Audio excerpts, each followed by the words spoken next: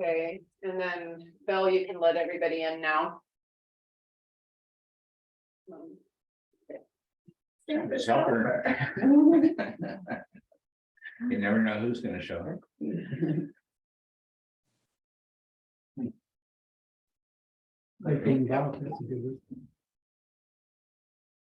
I'll call this meeting to order. This is a regular meeting of the Board of Directors of the Bolinas Community Public Utility District. Board directors are present, and Director Walker is not, but she's attending by Zoom. Today is March the 15th, 2023, and our meeting is both in person and on Zoom. With that, I'll go on to community expression. Before I entertain any other items of community expression, I would like to take a moment and have a moment of silence for Charlie Doherty and for Angelo Rossi, who we have lost in our community.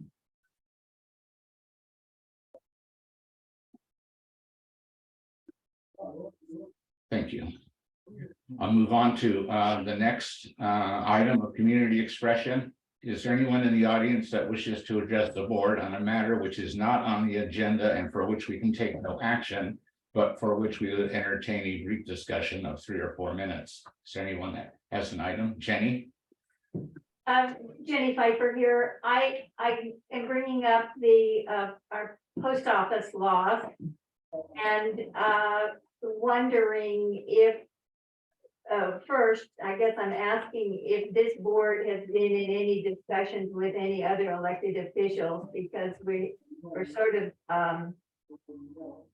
having a shotgun approach to conversations about our post office and whether it'll be in Mesa Park or whether it isn't. And I didn't know if there's any one of you who've been in direct communication that could maybe give better direct information about what is exactly going on. We get little dribbles here and there, so I didn't know, because you're on the de facto government.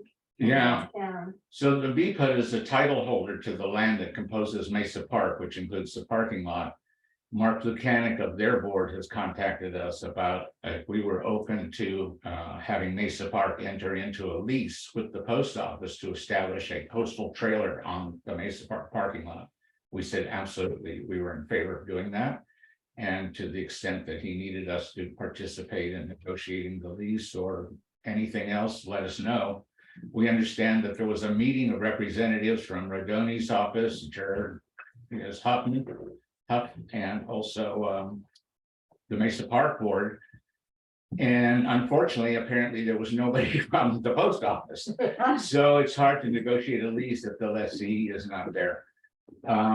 That's as far as I know as the progress. So we support the idea and support Mesa Park's effort to enter into the lease with the post office to put one up there. But somehow they've got to be able to bring a representative of the post office to the table. Sure. And if Huffman's office and Rodoni's office can't do it, then Has this been affecting your work? you'll have to ask Jennifer. I just wondered if you've made any comments to any of our other elected officials about how this is impacting. I know we had to chase down our mail today. We went up to Lima and they were closed, and then we went to Stinson. They said they were there, and then there was another item on next door that said everything is going to then be moved from Stinson up there, and that isn't going to work for us to be. None of this is working. Shaking our mail, yeah. So Jennifer, do you have observations on the effect of the BCPUD's operations?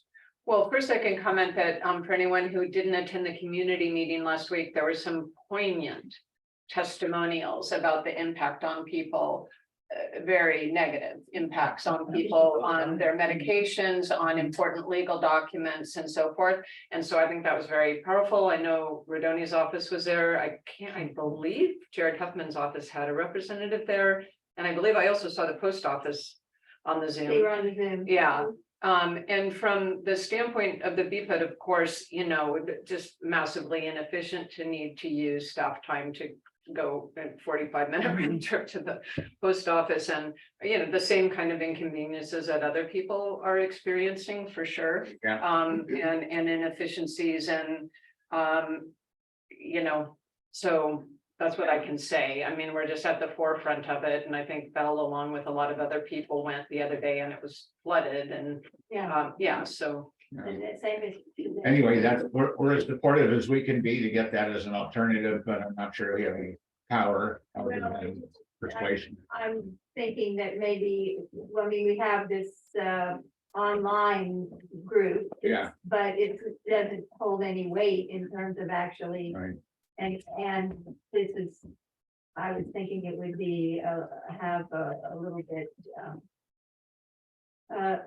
gravitas if we had maybe a representative from our BPUD board who was actually working on that group. Sure.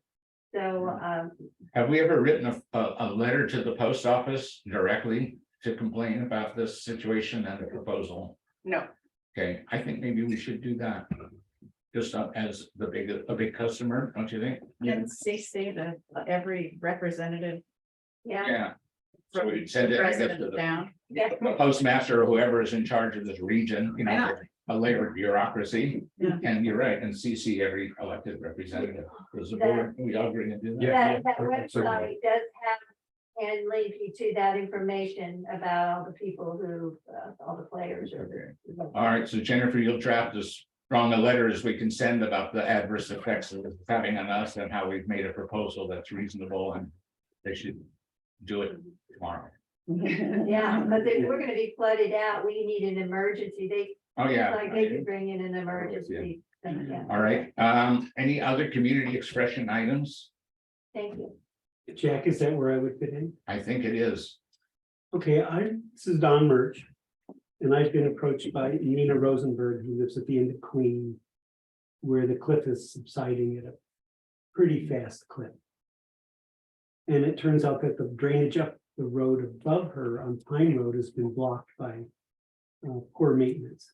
And so I'm proposing to clean out the Pine Road ditch to keep water from flowing down the hill and going over the cliff below Nina's house. And so have any of the property owners who would be affected by this expressed an opposition to that? proposal? No, the furthest downhill person is madly digging the ditch by hand because he doesn't want the water to go into his house. But the people know what the proposal is known as, said they don't. It's basically at the Shaw property.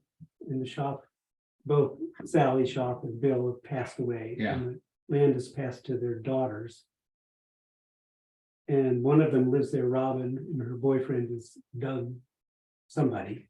And so I've talked to each person on the road Yeah, to make sure it's okay. And it's just a matter of just taking away all this extra dirt that's appeared over the last 30 or 40 years, sure. putting the ditch back the way it used to be. And either members of the board looked into this operations? Yeah, I went there today and I had a question or two. Go for it.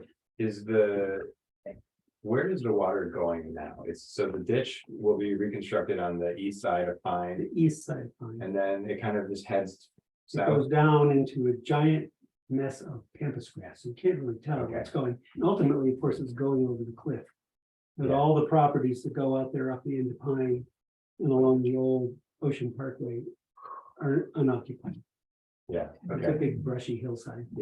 okay. And so where is the water accumulating and dropping down to Queen up there? It just starts down Pine and immediately gets to the 100 feet after the intersection of Cherry, it gets to Shop property. Okay. And at that point, the ditch just ends. That's kind of where it crosses the And road. it crosses the Yeah. road. What do you say? Yeah, I also visited the site in question, just curious. Is this a dirt ditch we're talking about, an old dirt ditch, so you're trying to recreate? Yeah, That's how you're take that soil away. What's that? I'll have to take the soil away so the water can flow off the road, Right, the sides of the road. Is that like- Go through the culvert, the driveways. so there's some culverts also that redirect the water, or There's 3 culverts on the Shop property. are And they're all- are those clear, or they're all blocked as well? So that- They'll be replaced. Okay. And so I guess I'm just asking how deep will you be digging? If you're digging down Well, dirt, have you? the bottom of the culvert will determine the bottom of the ditch. Okay, And so there's the surface of the driveway and then 9 or 12 inches of soil and 12 inches of culvert. So it'll be deep enough that it'll last hopefully another 20 years. I mean, that's my intention. It's gonna be patterned after the other ditches I've done with the drainage for, for the water district. Are there any potential BPUD infrastructure conflicts with that digging, you think? No, the water line is actually a little to the west side of the road. Okay. So I will be crossing some services and we'll have Stewie or one of the boys will be marking all that stuff for people if I start. So, would your committee recommend that the project be approved? We don't have to put it on the agenda formally.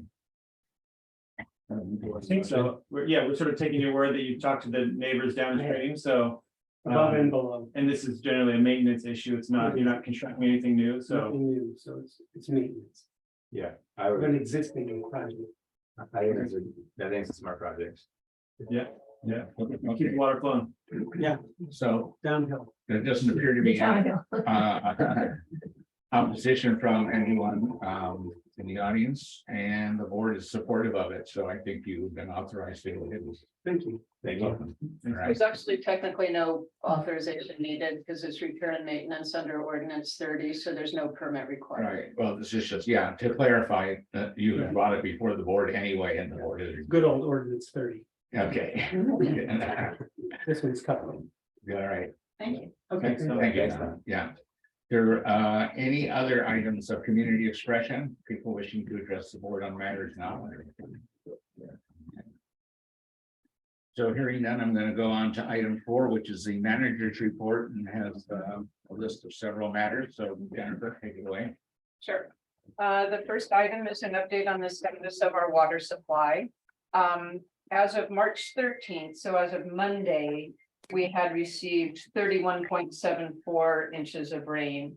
And then when you add in, we got an additional 1.41 inches since Monday morning and this morning. So we have now a total of 33.15 inches of rain for the rain year, which is right just above our average annual rainfall. So even if there were to be no more rain in March, we're at this point, definitely getting above that average rainfall line. So that's encouraging to hear.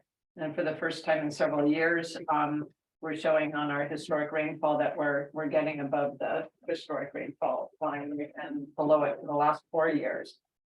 We did our rainfall progress correlation analysis, and there are 46 years in our records when we've received 31.74 inches or less than that through the end of March.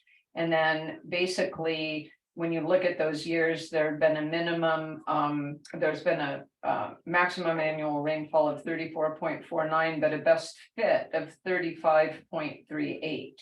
So and there's a pretty strong correlation right now under that analysis. I think it's probably pretty close.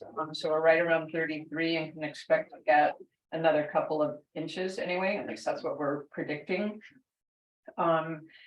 Over the last month since the last board meeting, where our water production is averaging about 58,880 gallons per day.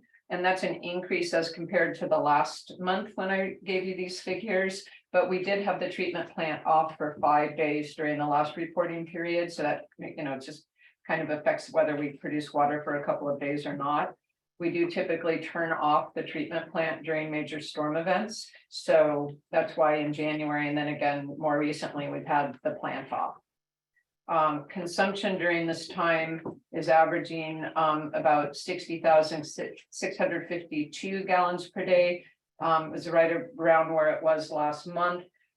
We've seen a jump up in the last week, and the staff has been looking around and so far located 2 quite significant customer leaks. The customers have been told about that, and so we're hoping that we'll see the consumption numbers come back down. In water storage, both of our reservoirs are full and spilling, so they're at the maximum storage capacity. And then as we ran the latest rain data through our base flow recession model for the Arroyo Hondo Creek, we're seeing that, creek flows are in excess of 240,000 gallons per day. And that right now, if we were to get the historic rainfall that we usually get in April and May, which we got a good shot of April. The average annual rainfall is 2.14 inches, and in May it's 0.89. So that seems pretty reasonable. If we got that amount of rain, we would be seeing creek flows close to 180,000 gallons per day in June, which is massively more than it has been in June for the last 4 years. So that's good news. Any questions about any of that? Okay, in your binders, you see the copy of the drought report for February that we submitted to the Department of Water Resources. This month, we don't have our current water sales and consumption spreadsheet available for you because we're down to just 1 or 2 operators right now. We've got one operator on medical leave, another operator on vacation, so we're behind schedule on meter reading. But we'll make that up next month. I'll have that data for you. The guys are reading the meters right now, so we'll know about the most recent quarterly consumption by the next meeting. In your binders also, I have an update on the tank site pipeline replacement project.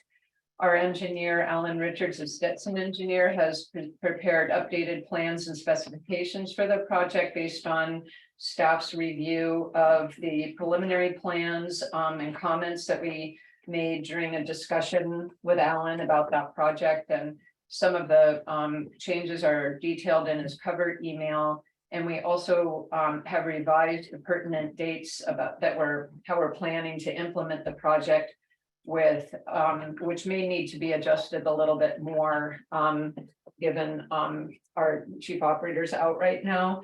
But tentatively, what we're looking to is getting out to bid at the end of March, with then a mandatory site visit April 10th and bids due on May 1st, so that the board could approve the project at the May board meeting.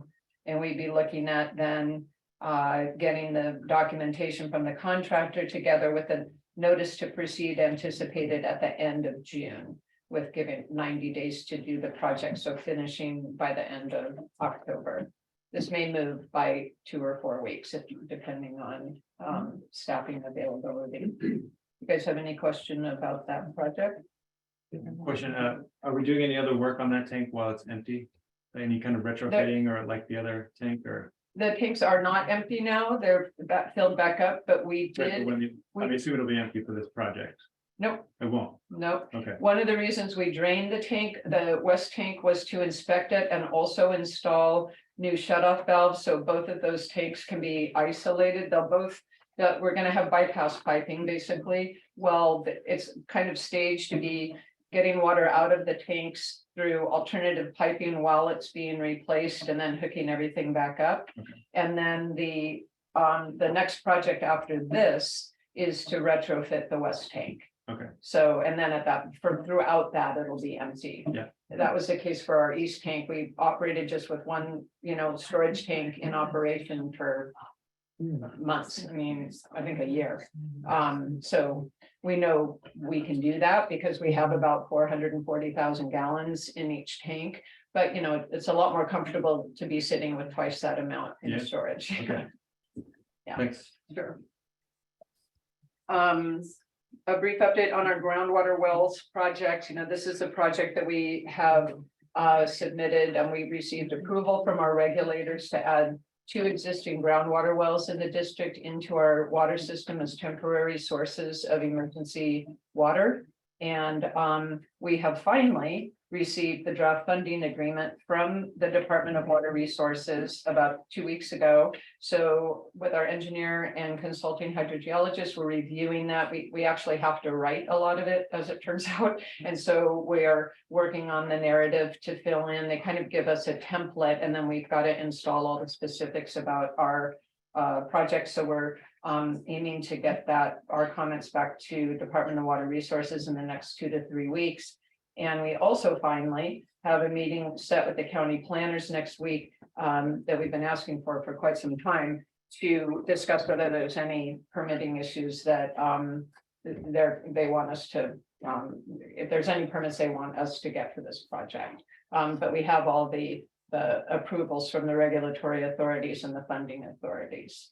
So So, let's see if we can get moving on this one. We've been waiting for the funding agreement for almost a year. So it's, we're gonna try to ask for more time to install the project, given that year delay, but I'm not sure if they have any flexibility about it. The deadline for installation otherwise was previously set at the end of June 2024. So just, you know, a year and a couple months away from now.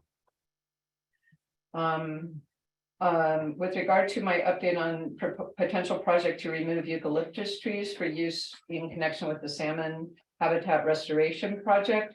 You know that we had some discussion about this at the last meeting, and what I mentioned is that we were going to have a meeting the following day with Supervisor Rodoni and a number of staff members, as well as folks on the Bolinas eucalyptus group and biologists, and that was a Zoom meeting that was led by Supervisor Rodoni, and we also, I personally and our biologist, consulting biologist for the district, also met after that meeting with the Xerces, the folks of Mia Monroe from the National Park Service, and also Ola Shell, to share with them what happened at the meeting and to establish a line of communication and be understanding and informing our biologists and ourselves as we go along about the monarch habitat issues, behaviors, all of this, you know, to kind of start that dialogue.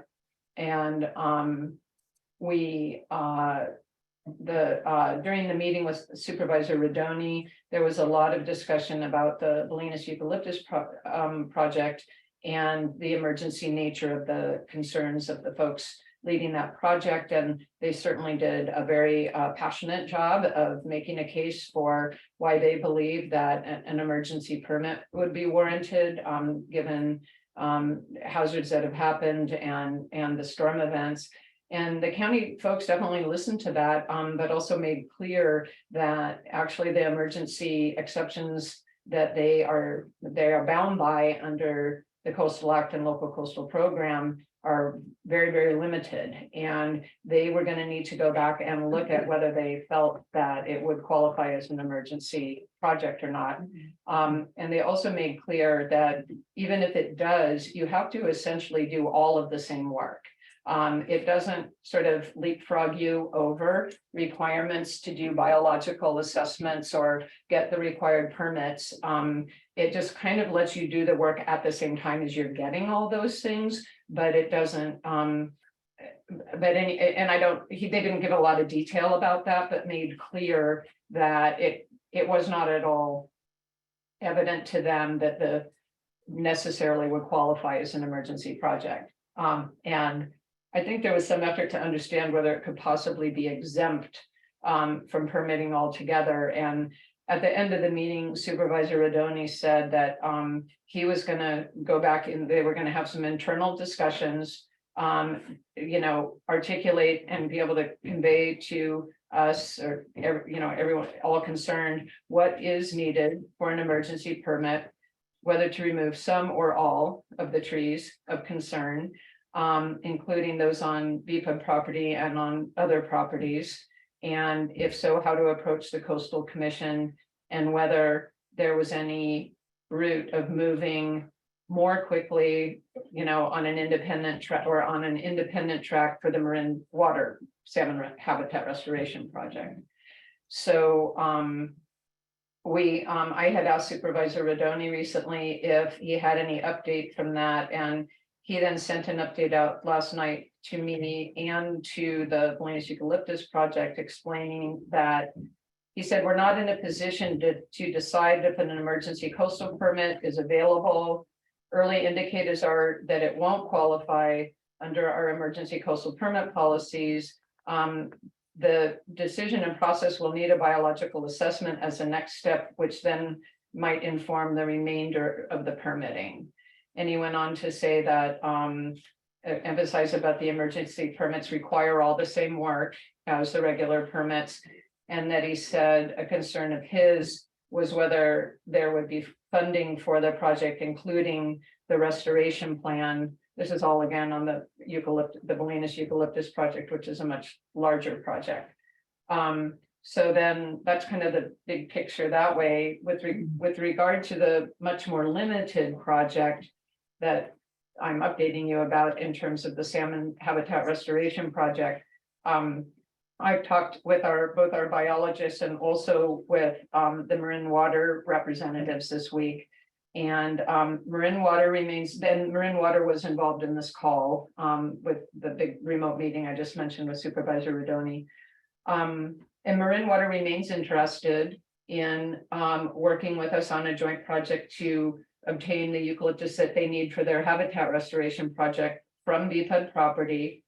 Ideally, their time frame would be this calendar year to, get the trees down, so to speak. And then that's where, remember, I've explained that they would need to then dry out, and on the land, they dry out for about a year and then they would be removed the next year. But he said that they can be flexible about that schedule. He's clearly recognizing that that's probably an ambitious schedule given all the things the county said. And he confirmed that they do have funding for all of the implementation of the project, but Marin Water feels that because the BCPUD's the owner of the property, that the BCPUD should handle any environmental and permitting work.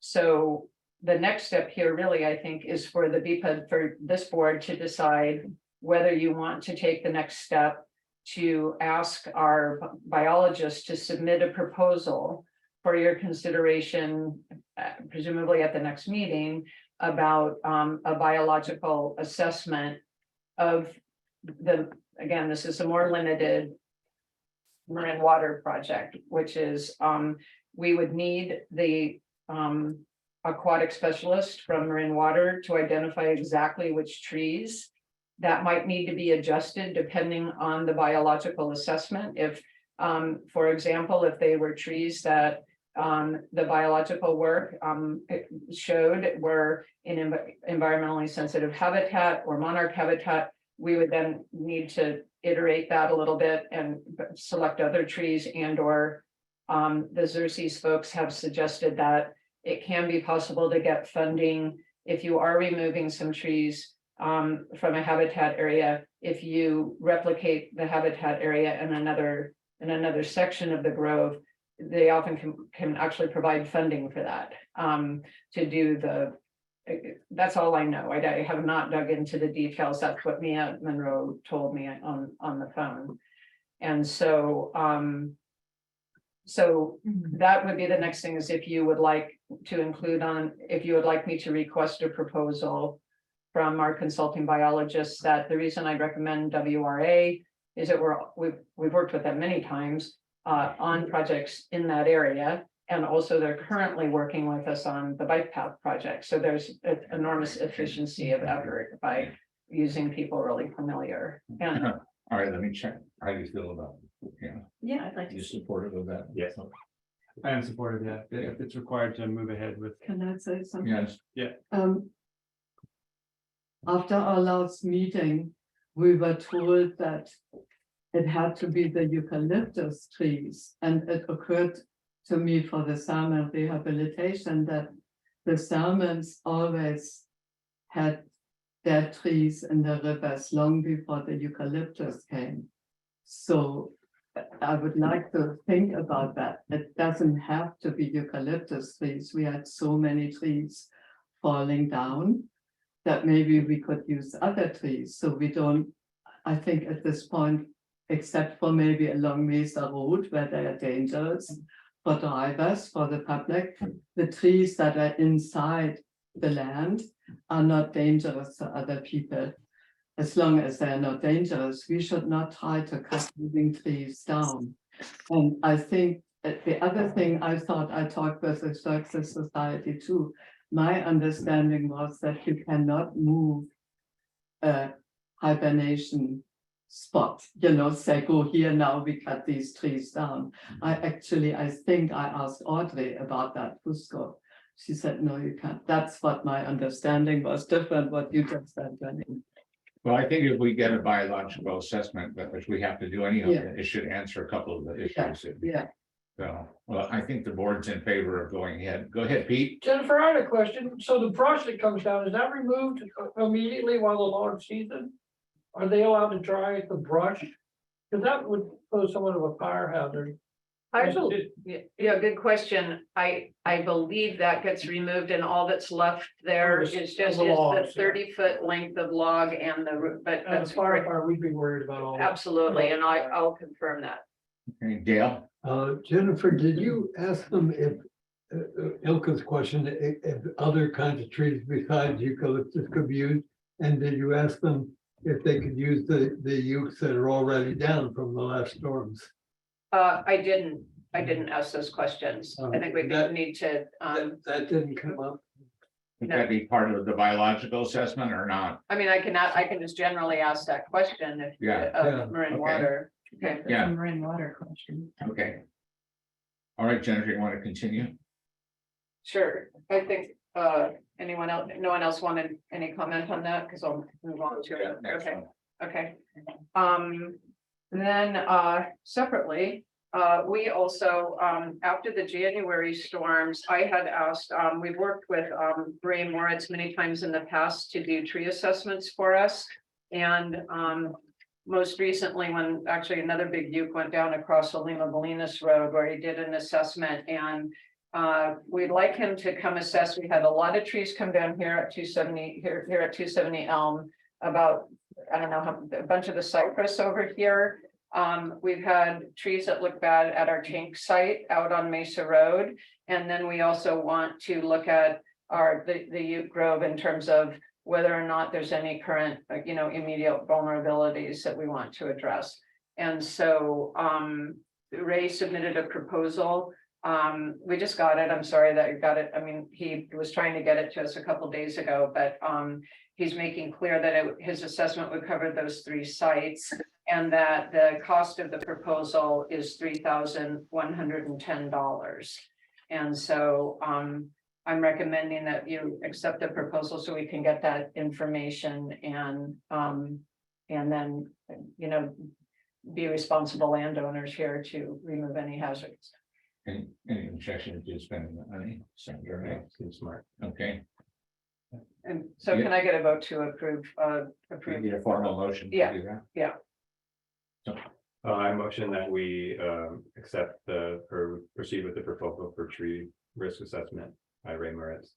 Okay, Second. thank you. Seconded, all in favor, say aye. Aye. 4-0. Okay, thank you very much. You bet. Moving on to general operations, we've had lots of operational challenges posed by these storms. We're currently on the Wood Rat 1 reservoir water right now, reluctantly, because the water quality there is not great, but right now the water quality in the creek is just way too turbid. And we had the plant off for as long as we felt that we could. And we were seeing, so we needed to make a little more water, and we're hoping that it'll clear up, the creek will clear up in the next couple of days. If we do have usually it takes about 3 days after major storm events for the turbidity to settle out of the water so that we can go on the creek maybe by Friday, maybe by Saturday. The rain that's in the forecast, at least right now, look pretty minimal. We should be able to do that. We should be able to. I'm gonna ask people to mute themselves who are watching on Zoom, if anyone's not mute, thank you.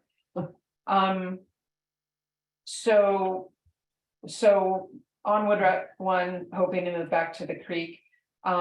We have a lot of things coming up here at the district in terms of our operational issues. We have our regulators at the Division of Drinking Water have reached out to come do an inspection of the system on next Wednesday, March 22nd, I believe it is. And that's something that happens every 5 to 10 years. A big walk around about our water sources and our water treatment plant, and then we would get a written inspection report after that, which may or may not include specific recommendations. And this is our first time having an inspection with our new regulators at the Marin District. We used to be under the Sonoma District Division of Drinking Water, so we'll looking forward to seeing our regulator next Wednesday. We also, just the State Water Board have recently released the 2022 electronic annual report form template. This is something that we have to submit an annual report every year. The content of the report seems to expand over time. Each time it's issued is pretty time consuming to do. It's basically the means by which the State Water Board acquires a lot of data from water systems about everything. And so they keep adding sections, and I haven't even looked at it yet. It just came out, but it'll be due on March 15th. So we'll be working on that. As I also mentioned previously, several times in our meetings, is that the district here was randomly selected by the EPA. I'm sorry. Quick question. Yeah. Today's March 15th. I think she meant May 15th. May 15th. Oh, did I just say? Oh, I'm sorry. Just wanted to confirm. Oh, thank you. Sorry. Just thinking of your. Better get to work. Yeah. Oh my God. Yes, thanks for the correction. Actually, I'm just gonna check the deadline right now. May 13th, 2023. Today's March 15th. So my confusion, I apologize. So Do they report to the EPA then? Does the Marin County or Sonoma County, do they then report their findings to the EPA? Because it seems like now we're sort of redundant, right? We've been chosen for this pilot program for the EPA that you're about to talk about. yeah, So we're sort of doing collections twice. Is that well, standard? no, we've never monitored for PFAS. And Right, is it a new?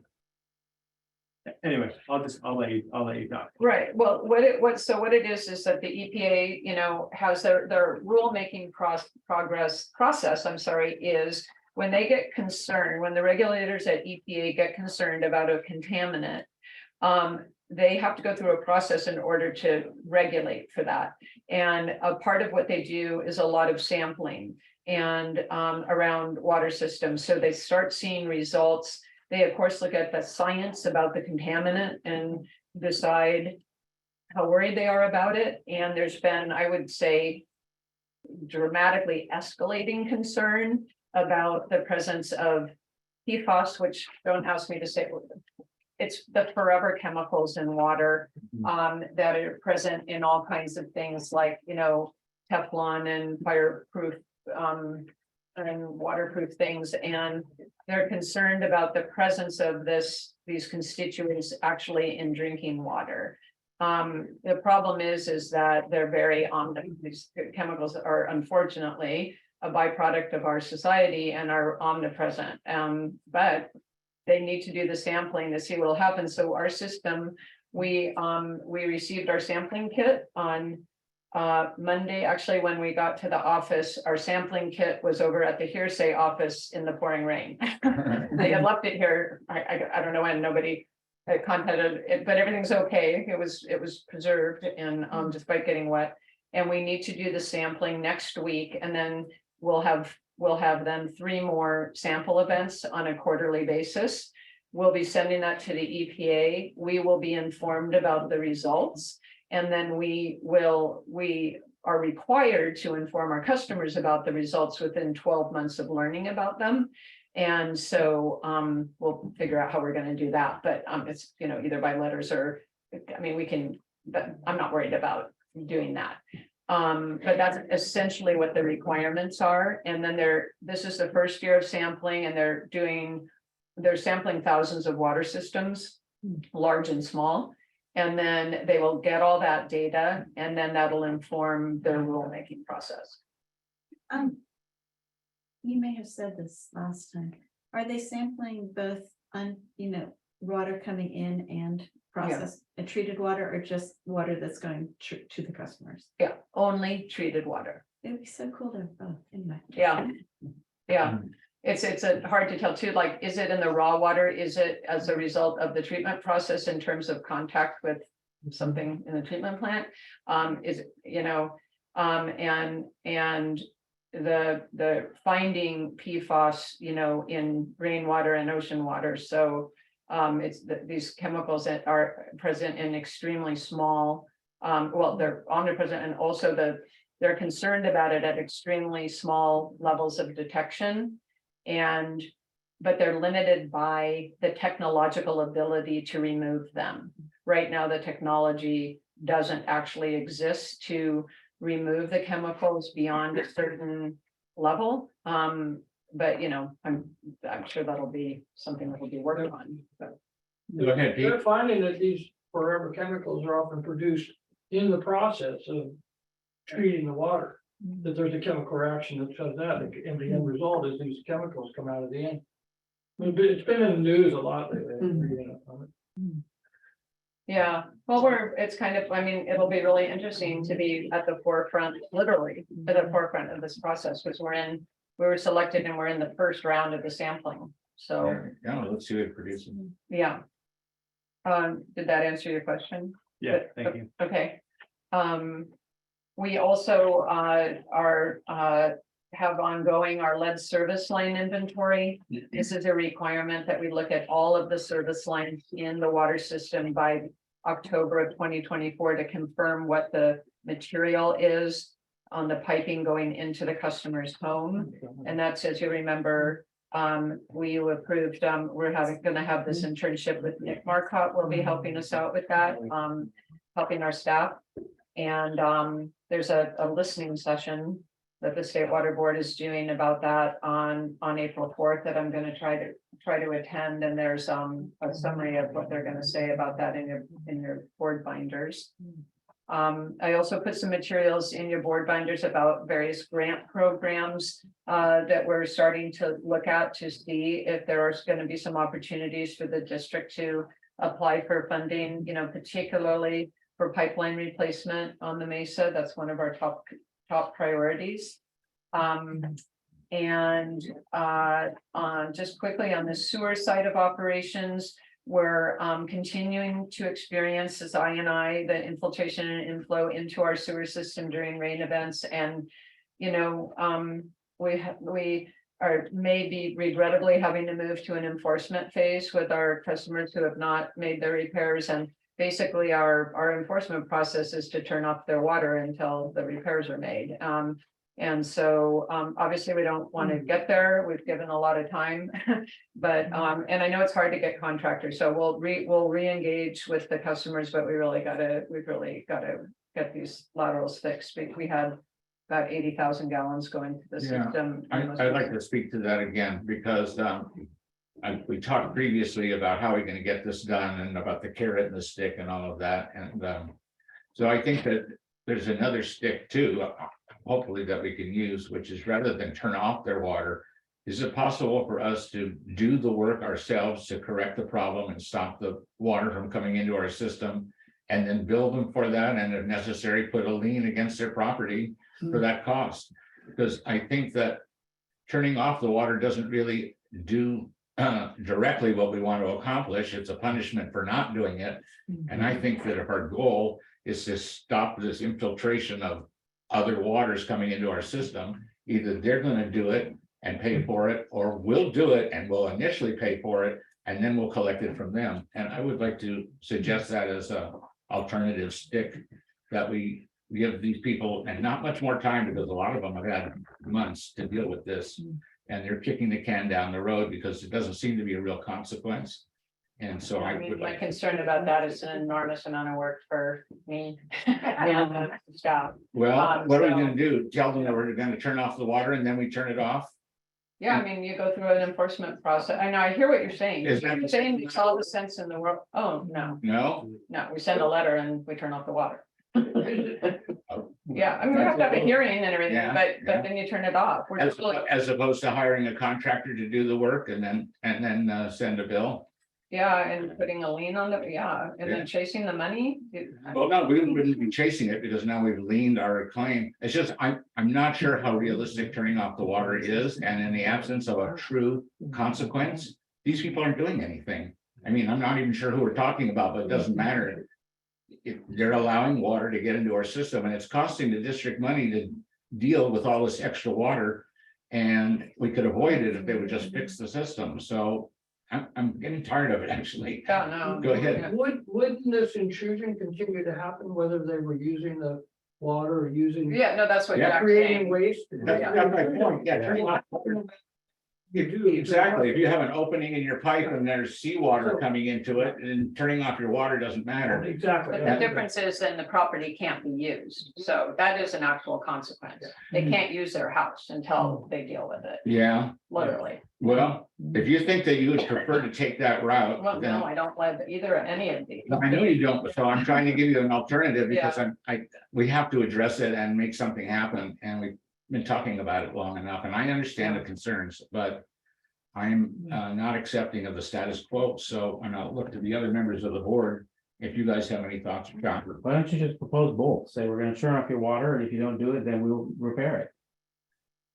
I mean, Yeah, Yeah, because then they realize what's coming. well, Yeah, but do you have any idea what that would cost? And do you have it in your budget to take on those projects? I don't know what it would cost to do the repair. Do we have any concept of I what? would, it's probably between $5,000 and $10,000 a lateral. Okay, So if we've got, I think we've got, upwards of 10 outstanding, so so there's 10 customers at 5,000 apiece. 5 to 10. I would say closer to 10. Okay, Yeah. so. 50,000. So we're looking at $50,000 to $100,000 total cost of the district to have to do it ourselves. What do you guys think? Yeah, my concern about doing it ourselves is that we're taking our manpower away from other projects. Oh, no, we've contracted out. I would Contracted out? Yeah. Right, So but we have to, managing the project, though, and like Jennifer said, dealing with the liens and, we'd have to put it out to bid, we'd have to make contract, we'd. Yeah, it's a pile of work. It's a lot. But I think but I think it's a good option to have on the table. So I think starting with, maybe what's simpler. Maybe the way to go, but then sort of letting them know that this may happen. Before we move on to the next subject, I'll call you. Go ahead. Okay, well, I was just curious if there was any leaks in the sewer main itself, because if there were, then the BPUD perhaps is gonna be. You see what I mean? That might affect the decision whether the BPUD takes it on. So for example, if the BPUD has leaks in their lines that they need to hire a contractor to excavate, it might make more sense for the BPUD to look at that. Rather than if they have no problems with their pipe and they're not gonna have to dig anything up, then just leave it on that. I think we've already identified the customers and the leaks are on their side, right? Yeah, we did our. No, I understand, but I'm just saying, are there any leaks in the main? Not that we found one and we had a contractor come fix it. We told the customers that the contractor was there on site. They could go talk to him. Some of them did. And I believe then that there's a legitimate, I believe that there is a legitimate issue getting a contractor, but I'm not sure why it's gone on this long at this point. So we were kind of giving the time for that. So the answer is no, there aren't any leaks in the. Not, we did it in our main and we did find one and we fixed it. Okay. Yeah. I mean, we did the contract out. Well, let me go around the table and see how the board feels about this. Kirsten, you can chime in if you want to. Okay. I'll start with you, put you on the spot. What do you think we should do? Well, I appreciate Jennifer's sensitivity to this and not wanting to add on to her workload. I think we've already sent letters threatening to turn off the water if action's not being taken. So short of actually following through with that, and then our backup option, as has been suggested, is that we could take on the work ourselves and let them know that this is they're gonna have to reimburse us $10,000, up to $10,000 if that's what it is. But I do think BPUD needs to be compensated for the effort that Jennifer and the staff are gonna have to be putting into this. So I would put a fairly healthy markup on BPUD's efforts in addition to the outside contracted work. That's true. And it also occurs to me, we might be being forced to treat more wastewater because it's coming into the system, right? And our treatment costs are based on the volume, and this is an artificial increase in that volume. Saltwater intrusion also, because, our system is built for that. So. Yeah. All right, let me keep going around the table. What do you think, Kevin? I mean, I hate to shut off somebody's water, obviously.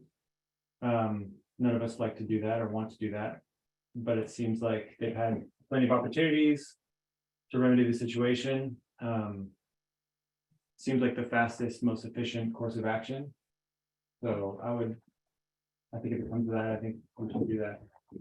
With the letting the property owners know that we are putting into motion an effort to do the work ourselves with the markup, et cetera. But I think maybe a property owner might feel like that's a lazy way to get the job done. So it's sort of putting the job on us in a way. Yeah, it is.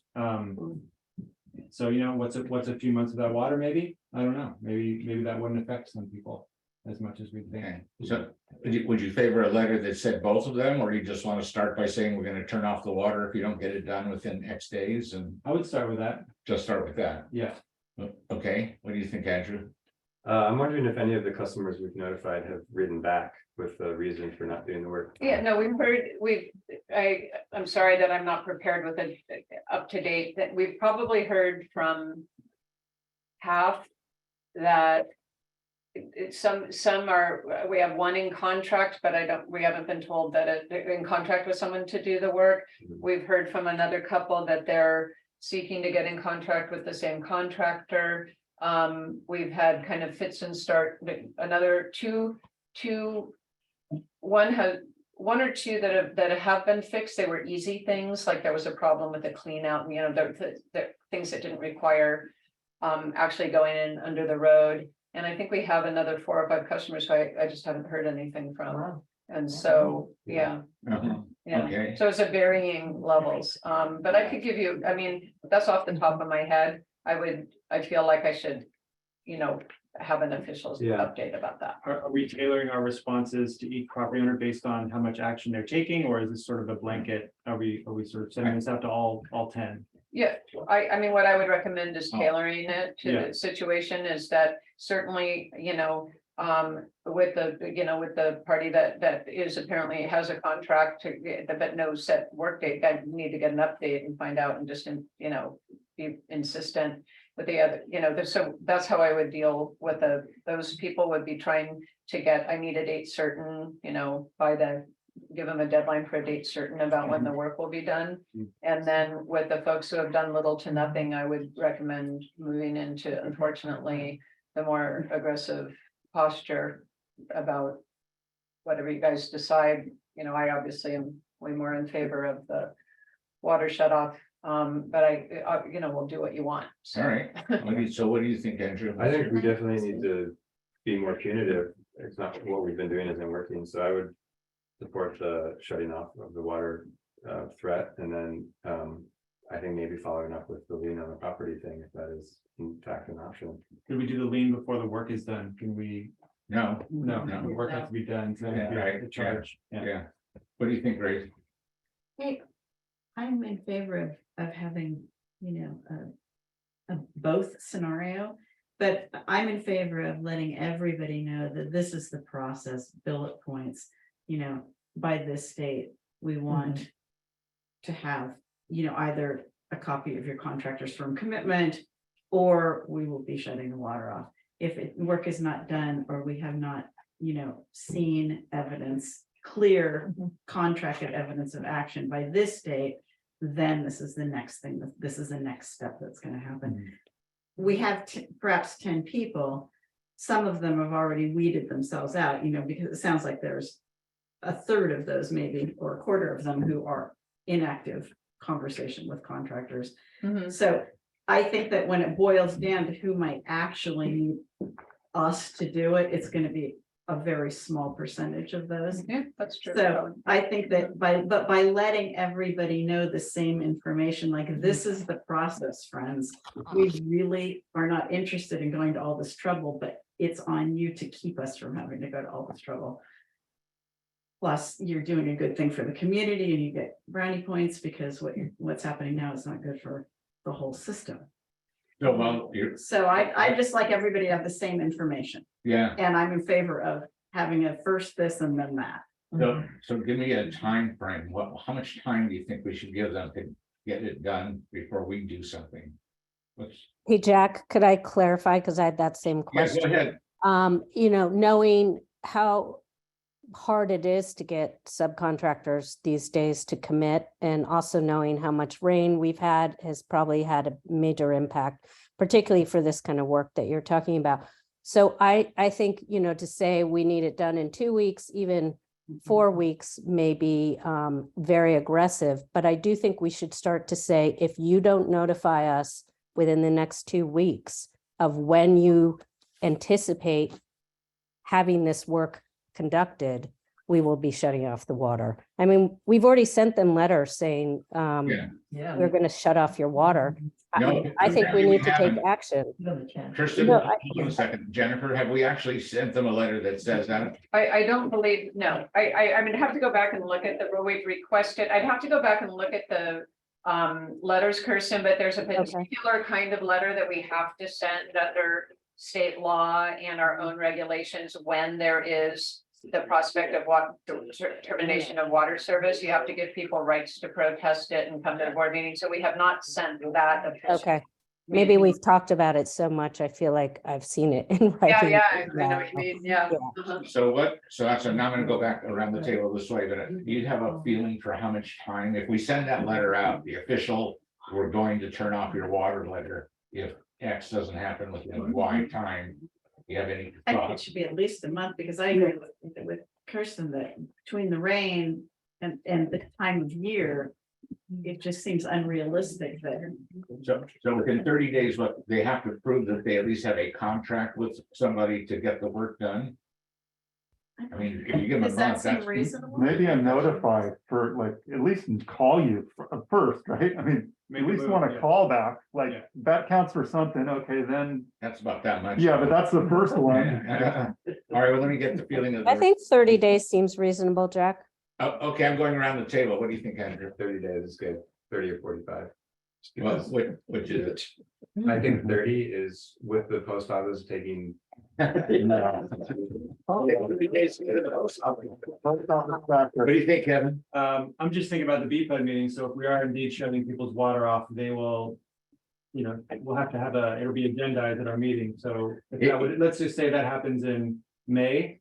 For example, so that's 2 months from now, so giving them the deadline of 30 days would be, you know, by mid-April. Yeah, So does that sound about right? and we're not saying that the work needs to be done by No, then, but no. they've got to prove that they've made. We're making progress, yeah. Making a contract. This is my proposal, so I want to see if we're all in agreement. They have actually contracted with somebody to get the work done. We know that there might be delays in the person's work schedule. And if they haven't done it within 30 days, are we then sending them the letter threatening to shut off their water, and they will be able to come to our.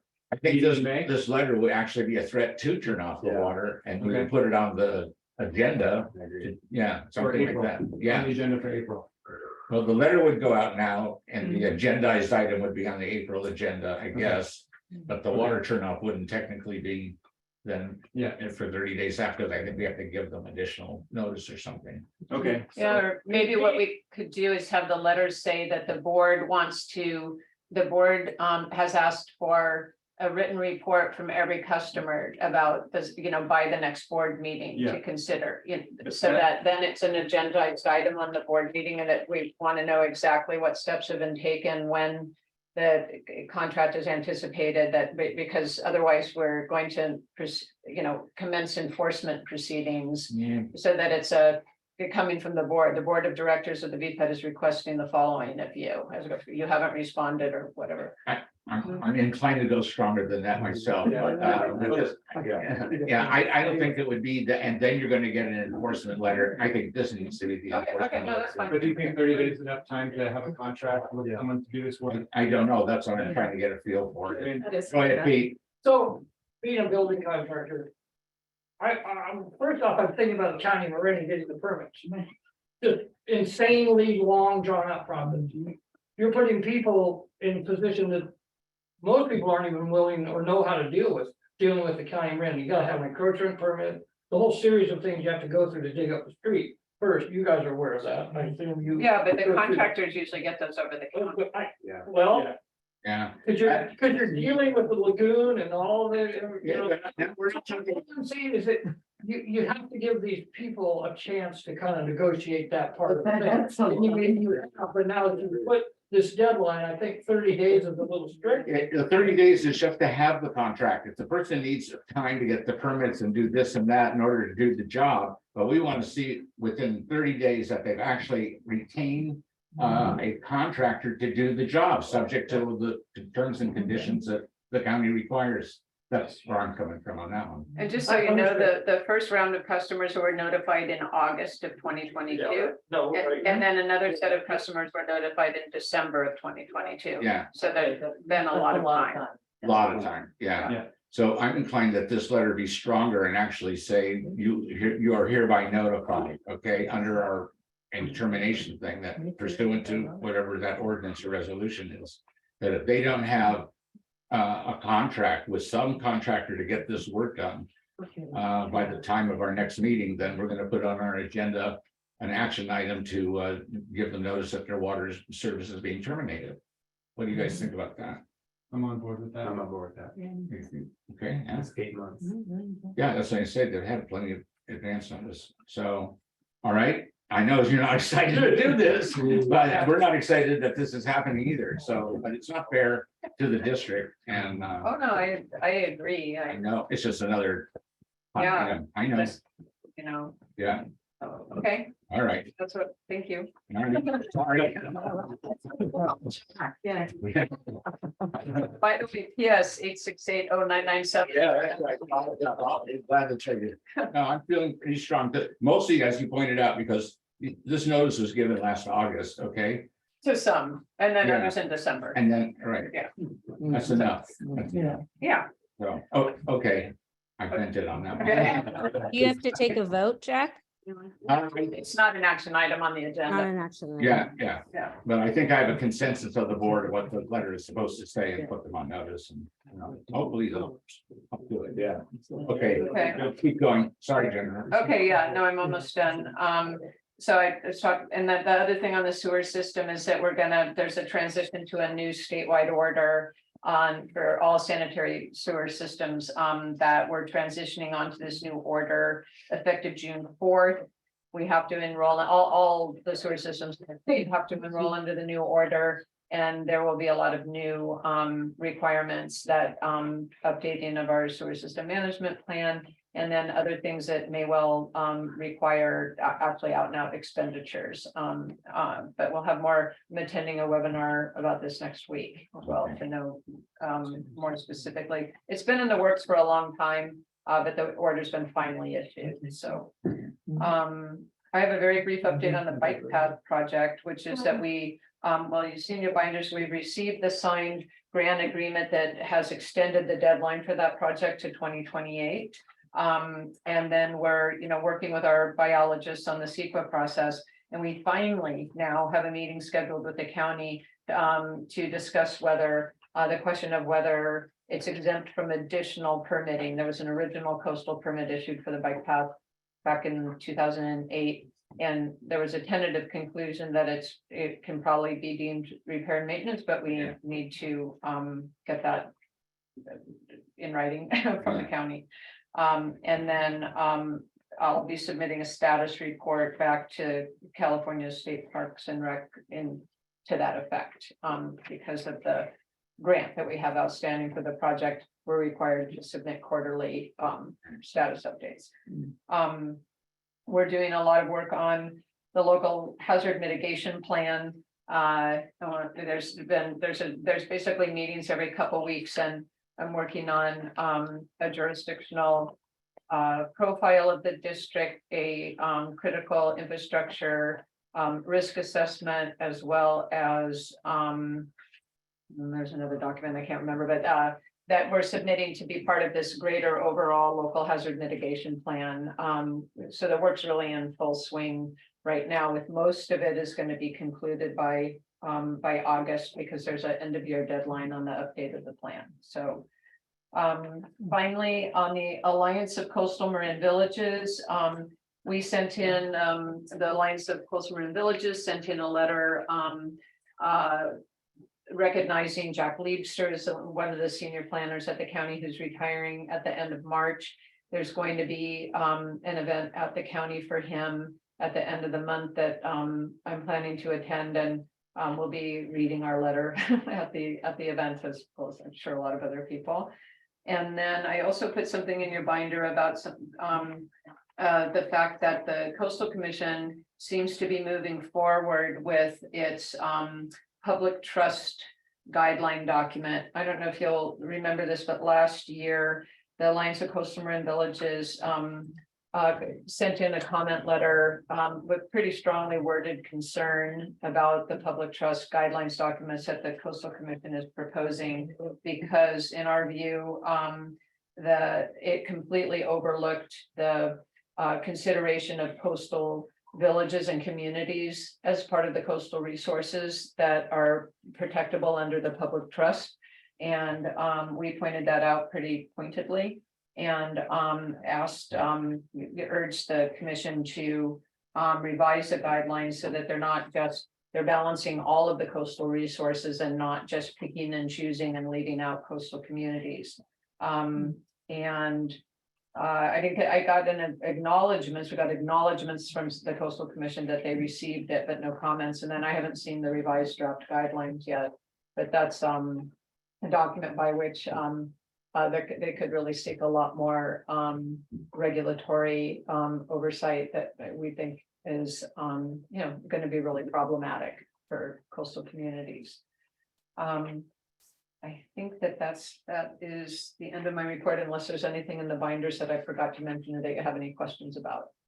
Oh, one other thing is where we are trying to replace the railing on the groin, which has massively deteriorated and been hit. We tried to put up a kind of a temporary thing that didn't hold up in the recent storms. Yeah, I don't know if anyone saw it. I'm sorry. I'm sorry. And we tried, but we're going to be trying to get we have a metal fabricator coming out to take a look at it and see if we can get a fabricated railing to replace that on the groin. And so I ideally have something for you next month on that. Super. Was there an update on the Surfers Overlook? Oh, or did I miss something? Thank you. No, I forgot. Thank you. Yes, there is an update, which is we have a date next month where the geologists and other specialists that have evaluated that bluff under previous assessments. They used to be with a company called Sage Engineering, and they're now under Gannett Fleming. This is Drew Kennedy and Bill Milhone. A lot of people on the Save Terrace Avenue committee will remember them. They did the bluff assessment work that preceded the repair of the retaining walls at the top of Surfers Overlook. And so the Save Terrace Avenue committee has come to this board before and said, we'd like to engage them. We have money left from the fundraising that we did. We'd like BCPUD to engage them to do an updated assessment. And a proposal was approved by the board last year for just under $30,000 for that work. That money is not BCPUD money. That's money that has been raised from the community for the project. And so we had a lot of back and forth about trying to get an agreement in place. I think we've now finally gotten there, and they'll be coming out next month to do the assessment. So thank you. I'm sorry I forgot to mention that. Okay. All right. So I guess that concludes item 4 on the agenda. Thank you, Jennifer. Thank you, guys. All right, I'll call item 5. BCPUD Resolution 707, declaring that an emergency exists, waiving the competitive bid process and authorizing a sole source contract for the immediate abandonment of the Queen Road water main south of Cherry Road, and finding that the project is statutorily exempt under the California Environmental Quality Act, CEQA, pursuant to section 15269B, which allows for emergencies repairs to publicly owned service facilities necessary to maintain service essential to public health, safety, or welfare. Basically, there's a big erosion problem at the end of Queen Road, and we've got to get somebody in there right away. And so we're allowed to declare an emergency to avoid the long bidding process and just get somebody to take care of the work. Did you want to discuss any of that anymore? Yeah, I mean, this is something that, as this board knows, that the district's done this from time to time. We're constantly looking, around the edges of the bluff in the event that we see any vulnerability to our infrastructure. And we try to, act when we think it's prudent, and this is a technical process of declaring an emergency. It's the same kind of work we've done before. We've been able to do it, most of this work ourselves, where with our existing staff, where we can shut off the water to the street, cut the water main at a certain point, abandon the rest, pull it back from the edge of the bluff. This is just a little more complicated. We need an outside contractor to do it, which is why we're going through this process. And we've done the same thing at different points in town. And what we're going to do is our concern is having a 6-inch water main in this area that is so close to the edge of the bluff, and without knowing with absolute certainty where the end of it is. And so what we want to do, what we would be doing is, of course, we'll still serve the customers that are served by that water main. But we'll just be doing it differently. We will stop that water main itself will be abandoned. There won't be 6 inches of water inside it on a high pressure line. But what'll instead be, we'll connect 2 service lines to the main on Cherry, and they will run inside of that now empty concrete to protect it, and then out to the services. That results in almost no actual trenching or disruption. We only have to just pothole to where we would connect the service to the meter, but that way it's virtually non-disruptive to the area and renders everybody safer. And we're hoping that like to think maybe this will be well ahead of time, but we don't want to take any chances with with our customers or with our infrastructure. So that's why we're recommending that we do this project now. Yeah. Also, it's been our experience that every once in a while, some of those break on their own and there's a huge leak and we can't find it because the water's going down the cliff. So there's a lot of reasons to address that.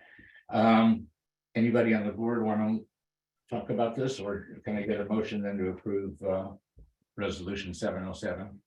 I would just say I'm a big fan of preventive maintenance. And this sort of is that. Yeah. This company Piazza, we have experience with them down on the sewer side of things, right? Or do Sewer they and also do- water. and water as well. Yeah. And that's the company that you want to go with. Okay. Yeah, we've worked with them. They know our water system really well. They're really able to work with us where, our crew and their crew can work well together to have it a very efficient project. And so, yeah, that's why they're available like immediately. So. Yeah. Okay. Well, Yeah. I feel good about it. Okay. So Kevin, you want to make a motion then? Sure. Yeah. I make a motion to approve BCPUD resolution 707. All right. Is there a second? I'll second. Thank you. All in favor? Aye. Aye. 4-0. All right, and move on to the next hot item on item number 6 on our agenda. This is a request to amend BPUD resolution 681 concerning the Bolinas septic system pilot program, which would allow for an extension of water and or wastewater lines across the public rights of way on the Bolinas Mesa, and the request is from the Bolinas Community Land Trust.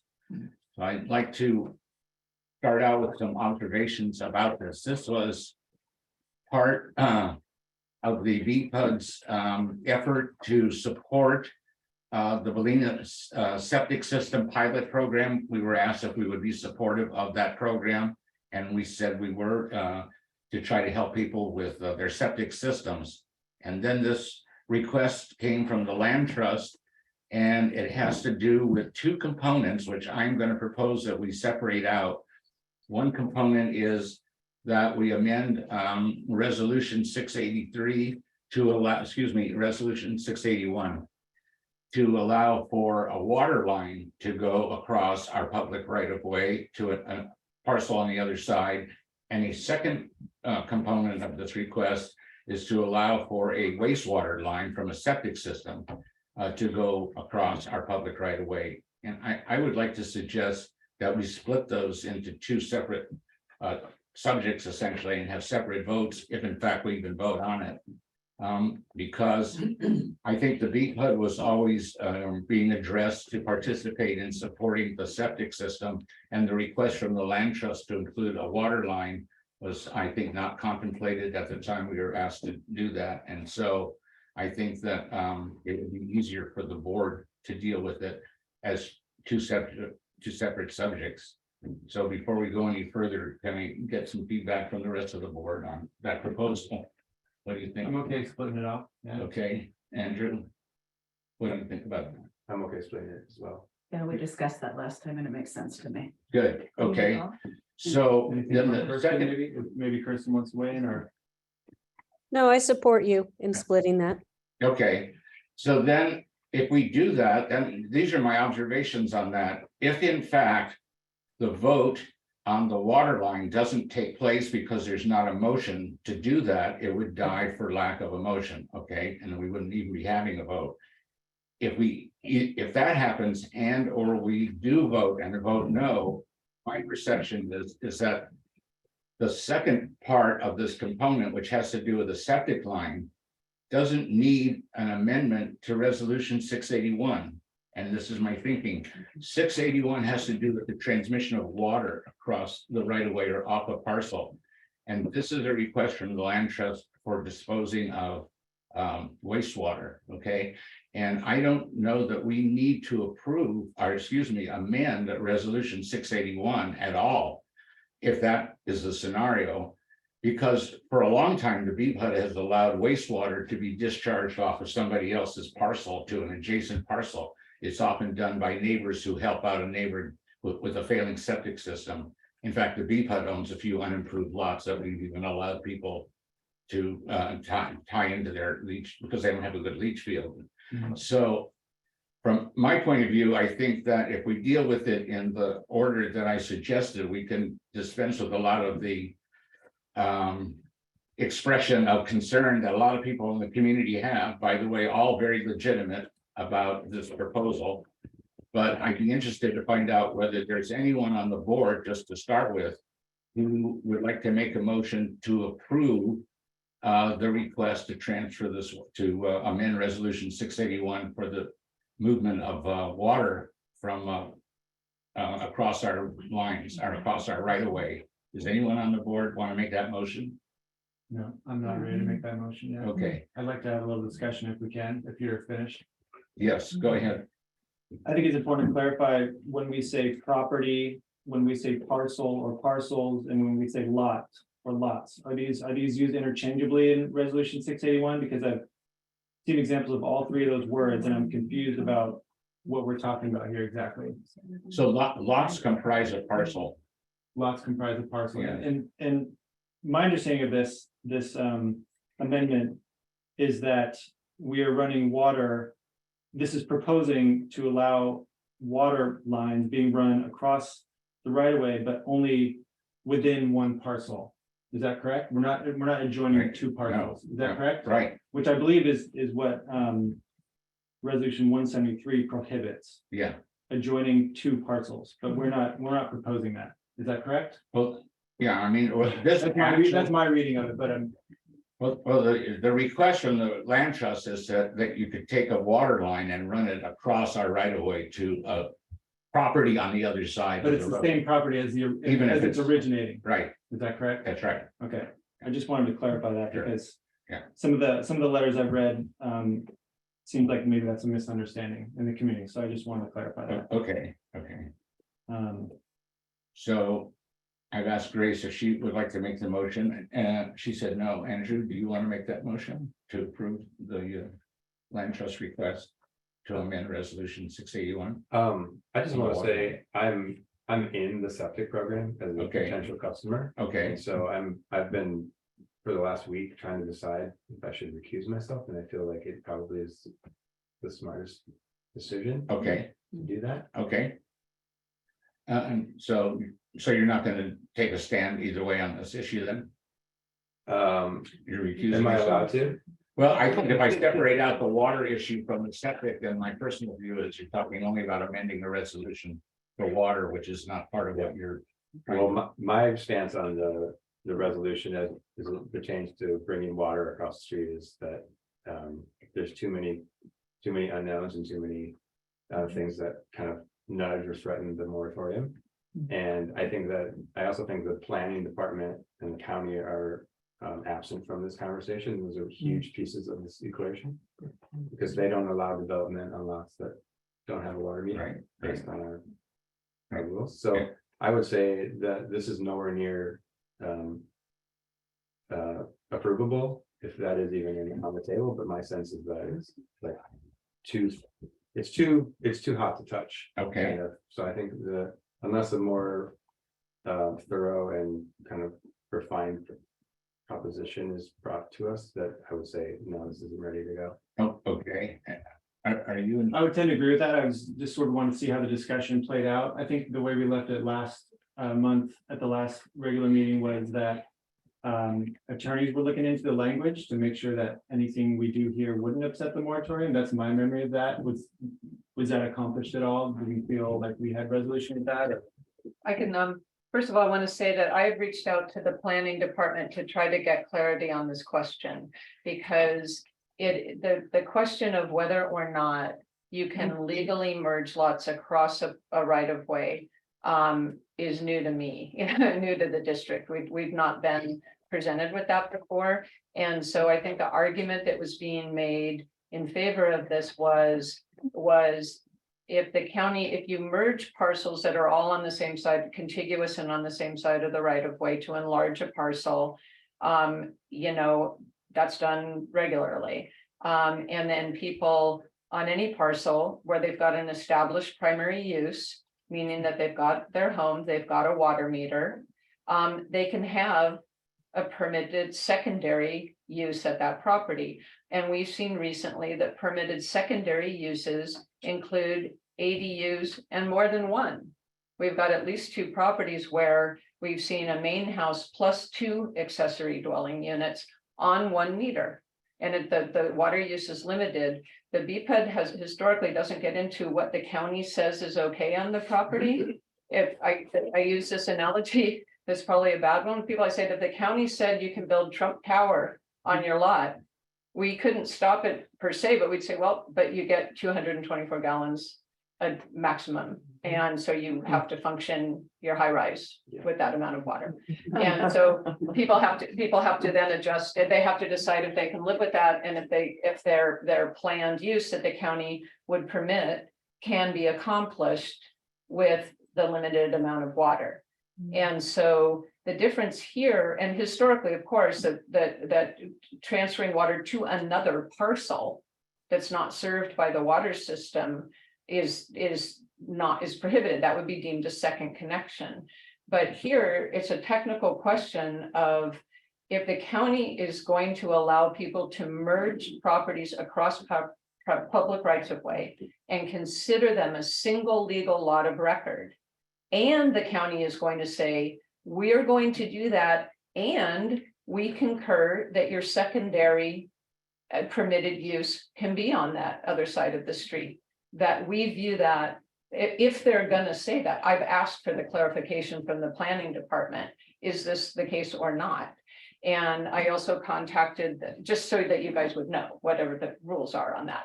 And that the community knows, because there's a lot of stuff swirling around about what is, I think it's a reasonable ask from the county.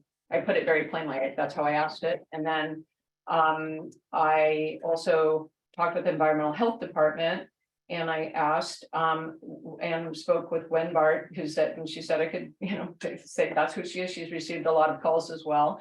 And I said, would the county agree to allow someone if you're approving a septic system, is it okay with the county that it goes across, that the sewer line would go across the road? Would that be something that you would permit? And she said that there's no engineering reason not to, as long as that would meet any separation requirements from water lines and so forth. But she said it's actually going to be a planning decision about whether that would be allowed. So from an engineering standpoint, they don't object to that concept, but the planning department has to weigh in. So again, it goes back to the planning department. And I tried to get the definitive answer for tonight's meeting, and I just don't have it yet. Right. Can I John? speak? Yeah. You're asking the county whether or not lots can be merged, but the two lots that in question, or the two, properties are merged.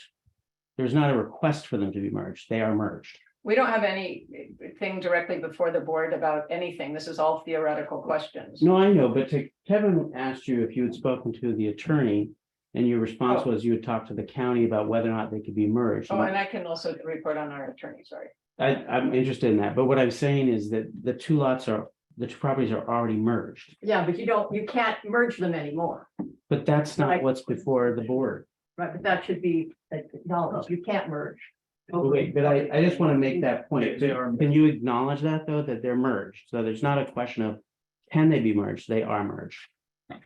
Do we know that for a fact, John? I mean, we haven't been presented anything on the properties. I agree with Exactly that. that have been Kirsten, proposed. I totally agree with you. I think that one of your 2 points that you guys need to have something before you that's actually a proposal, how deep things are gonna be, how it's gonna engineer it. I think that is appropriate, but questions about whether or not it can be merged, that's not an issue. It's merged. There's the notice of merger are already recorded on both properties. Yeah, okay, but the thing is, you're speaking to a particular project on a piece of property. And the agenda item is really just a request to amend resolution 681, really makes no reference to a particular property, so we're trying to deal with it more in the abstract. And so perhaps it's more appropriate to come back to the board with an actual project.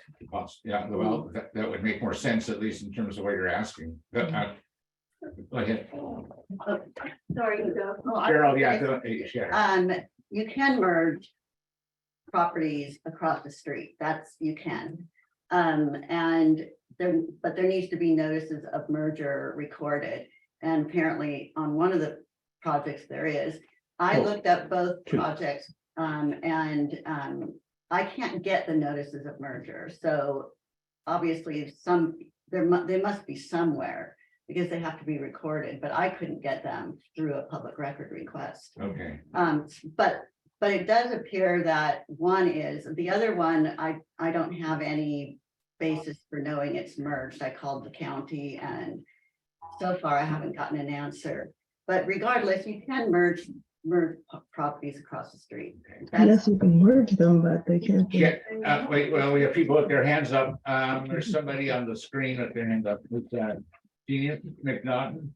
Well, I just wanted to say that I think it's semantics. We're talking about merging on pieces of paper for tax bills where what we really are interested in is, are they contiguous or not? If they're across the street, it's quite another issue as to what can be done and what can be moved across, what resources can be moved across the street. So I just want to point out that merging is, call it a county or planning term to say it's one tax bill, not actually saying that, oh, they're merged, so I can do anything I want, whether they're here or there. So thanks. All right, Jenny. I guess what I don't understand is, and this, I guess that clarifies it a little bit, because the merger would not mean that you then would own the public right of way, because so that would mean still you would have to have some clarification of what you could put on that public right of way. It would seem to me. Well, they're coming to us to ask if they want to run a pipe under the public right of way. That's really. But those roads are not, it's never been legally determined, I guess, in my experience in the community anyway, who actually has the ownership of the road. So that would need to be a discussion, I would think. That discussion's been many times. The BPUD has assumed what we call dominion and control over the roads because nobody else would. And it was chaos without it. So, yeah, that's what's happened. Oh, yeah, no, we only have certain things that we involve ourselves in, which is laying pipe and drainage and things like that. Yeah. I just wanted to point out what Jennifer started. When I'm finished, I'd like her to, hopefully she could finish up. What she was actually saying, what I heard was that she spoke with the county and they were talking about lots being potentially merged. That's what they were talking about across the road. And I thought I heard her say that the county didn't, it wasn't an issue doing it, the actual technical part of doing it, but they had some concern, she actually addressed that. So your situation you were describing was that they were already merged. That's what I believe she was talking about, situations like that. The county that's what they were talking about, was that situation and how to deal with that. The other thing I just wanted to say is that a structure, again, you were talking about, names of lots, plot, sect, whatever, different. A pipe is a structure, just like a fence is a structure, just like a building. I looked it up. It's in all this stuff. A structure can be any of those things. So again, if you have a merged lot across a public right of way, just as Jennifer was saying, the county was concerned about, that doesn't mean that you can put a structure on the public right of way just because you've merged the lots. So I don't see in my mind a structure as defined, which can be a pipe, a fence, a building, just because if you did merge it across the public right of way, I don't think sounds reasonable that you can put a structure. So if you can put a pipe, does that mean you can put a fence or you can put a building? You merge the lots, but that doesn't mean you can physically put something in this public right of way. That's my comment. Well, And Jennifer, I'd like you to finish, hopefully, with. Well, the point I was trying to get from the county was whether or not to just get the official verification from them that they do, if they merge properties across the street, and if they do, does that mean that they would permit secondary uses on the parcel across the street? Trying to understand whether are they gonna, like, is that what, we don't have any say over that, they have the say over that. Yeah. And so then is that, so we're just trying to get that clarity about, because if they just say, well, no, well, then it's, the whole thing's moot. Yeah. So that's why I was trying to get that clarification, which I still don't have. Cheryl, Well, I also, resolution 173 in section 7 says, in no case shall a customer extend water lines across a street or property line in order to furnish water service for an adjacent property through 1 meter. But we're not proposing, this proposal doesn't propose to do that, or this amendment doesn't propose to do that, because I thought Ariane asked that water lines be, the request is to run a water line Right. underneath the Right. public right of way. but not to an adjacent property. This, I believe, I'm not confident, but my interpretation of it is this is considered one property. Yeah. You're linking water only in one property. You're not linking to another property, which is what you just read, I Right. believe prohibits. So the problem is, I think resolution 173, section 7 didn't ever contemplate that It did not. one property would, right, That the county would allow two sides of the street to be considered a single parcel. exactly. Yeah. And so I think that needs to be looked at maybe as well. Yeah, Or to Kevin's point, it's not an adjacent property. I mean, my property was originally built in 1952 on 3 lots, so 60 feet. And somebody bought, what is that, 5 lots, half an acre? So that water, no, half an acre, it's 200 by 100. And so that water services all those lots. But they're not adjacent because they're one legal lot of record. Does that make sense? No, I They heard, touch each other, Well, they- physically. No, I know, but what I'm saying is that the water can be used on all of those lots, even though it started with just 3 lots. But there's no road between them, right? I know that. Right. Okay, And so so- that's the key, that's the But, point. no, but the difference is that if you keep merging adjacent lots, they no longer become adjacent. They are one lot. With no road. That's between. why it fits in 173. It doesn't, it talks about providing water to an adjacent lot. None of these are adjacent. well, so that takes me back to my point, which is when you're referring to these, you're referring to particular lots and parcels. And what's on the agenda is just a general abstract, yeah. okay. So maybe what you do is, are you speaking on behalf of the land trust or? I'm speaking because I'm part of the septic program. Okay, And So Eric himself is doing this right now. okay, Ariana, go ahead. Yeah, I hear what you're saying, Jack, and I think that it makes sense both to get the answer that Jennifer has asked of the county, because we don't know what the county's ruling on that is. And I think that would answer part of, part if not all of the question. So, if the county came back and said, yes, you can merge lots across a right of way. And yes, they're considered the same lot. And yes, you could build your ADU on the other side of that street if the lots are merged. Then the BPUD has a different, issue that it's dealing with. And then to Jack's point, it seems that the BCLT would need to come back with the two in the program that would like to run the water line across the street and ask about those parcels and that circumstances, in the light of what the county has said. But I think we need the county's determination first, it seems to me. Yeah. So I would say, I will talk to Jennifer, and if it makes sense, put it back on the agenda in a different form for the next meeting. But obviously tonight you don't have to vote on that part. And it sounds like, Jack, you didn't think that for the effluent part that was an issue. I don't, because I don't think that resolution 681 addresses the transfer of water from a septic system. I think it's only addressing potable water that the district provides. So I don't even see any reason to amend resolution 681 that has to do with sewage, because it just doesn't address it. So based on what we've said tonight, unless somebody, go ahead. We'll finish your sentence. I was just gonna say, unless somebody has a motion to approve this request to amend resolution 681, I think that we just, it fails for lack of a motion. And then if the land trust wants to get some more definitive answers and come back addressing a particular project or two, then, once we get an answer from the county, we can weigh.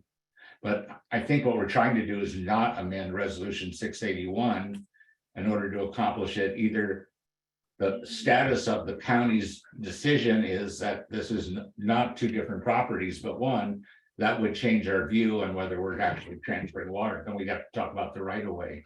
But at this point, we're not prepared to amend resolution 681, I think. Go ahead. I concur. For full disclosure, I'm also part of this project.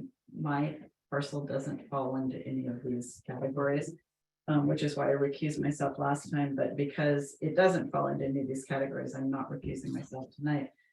But in addition to finding out what the county planning department has to say, I'd be very interested in following up on what one of the letters we received said, that if I'm extremely concerned that we don't touch the moratorium in any way, Thank shape, or you. form. Hallelujah. And one of the letters that we received made a suggestion which seemed well taken to me, which was that it would be useful in looking at the legal opinions about this, because if it does come back to us, I would want to really hear from legal opinions as well, to talk to some of the attorneys that had to do with the case before.